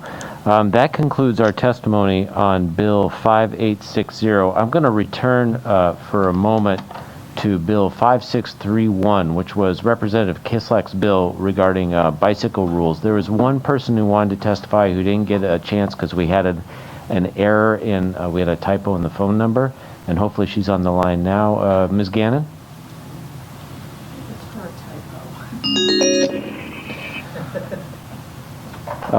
Ms. Gannon? Yes. Hi, you're on with the House Committee on Judiciary on Bill 5631. What do you know? Thank you. Yes, I'm Kathleen Gannon. I'm the board chair for the Rhode Island Bicycle Coalition. I will be brief as I recognize it's been a very, very long night, but thank you to the chair and the members of the committee. I'd also like to thank Representative Kislak and the co-sponsors for their leadership on this issue. I appreciate being able to address this bill, and I wholeheartedly support this legislation. The Roadway Safety Act is a wide-ranging bill designed to improve safety for all road users. Everyone using the road wants to arrive at their destination safely, and these clear policies and proven safety measures will help ensure that more Rhode Island residents can choose any mode of travel and travel more safely. Enacting this legislation will help move us toward our goal of zero traffic injuries and deaths. The provisions in this bill are based on laws enacted in other places and have been shown to improve safety. By addressing conflicts between cyclists and motorists in intersections, aggressive honking directed at a cyclist, bicycle classifications, lowering speed limits, educating students, and educating dangerous drivers, we put a down payment on making driving and cycling safer across the state of Rhode Island. Especially as cycling for transportation and recreation continues to be more and more popular in Rhode Island, I urge you to recommend the passage of this important bill.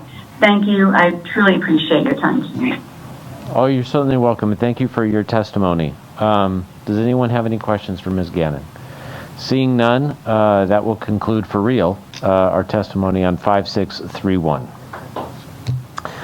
Moving on, just two more left. We have House Bill 5873 by our own Representative Norray. It would require that all vehicle model years prior to 2001 would not be required to be issued a title certificate until ownership is transferred or the current owner creates a security interest in the vehicle. Representative Norray. Thank you, Second Vice Chair Knight. You said it all. This happens most times when selling a vehicle, especially selling it out of state. People need a title to transfer that vehicle, and now older vehicles would get those titles. Fantastic. Thank you. Does anyone have any questions for Representative Norway? Seeing none, that concludes our testimony on 5873, and our last bill of the evening is Bill 6053. Let me just find it here. That is by Representative Barros. It's an act relating to motor and other vehicles automated school zone speed enforcement. It would allow the owner of a rented or leased motor vehicle to establish non-liability for parking violations by providing a copy of the lease agreement to the municipality or the traffic tribunal. Representative Barros is not with us this evening. Does anyone have any questions on the bill or anything to say? Seeing none, that will conclude our testimony on Bill 6053. That's our last bill for the night. I'll entertain a motion to adjourn.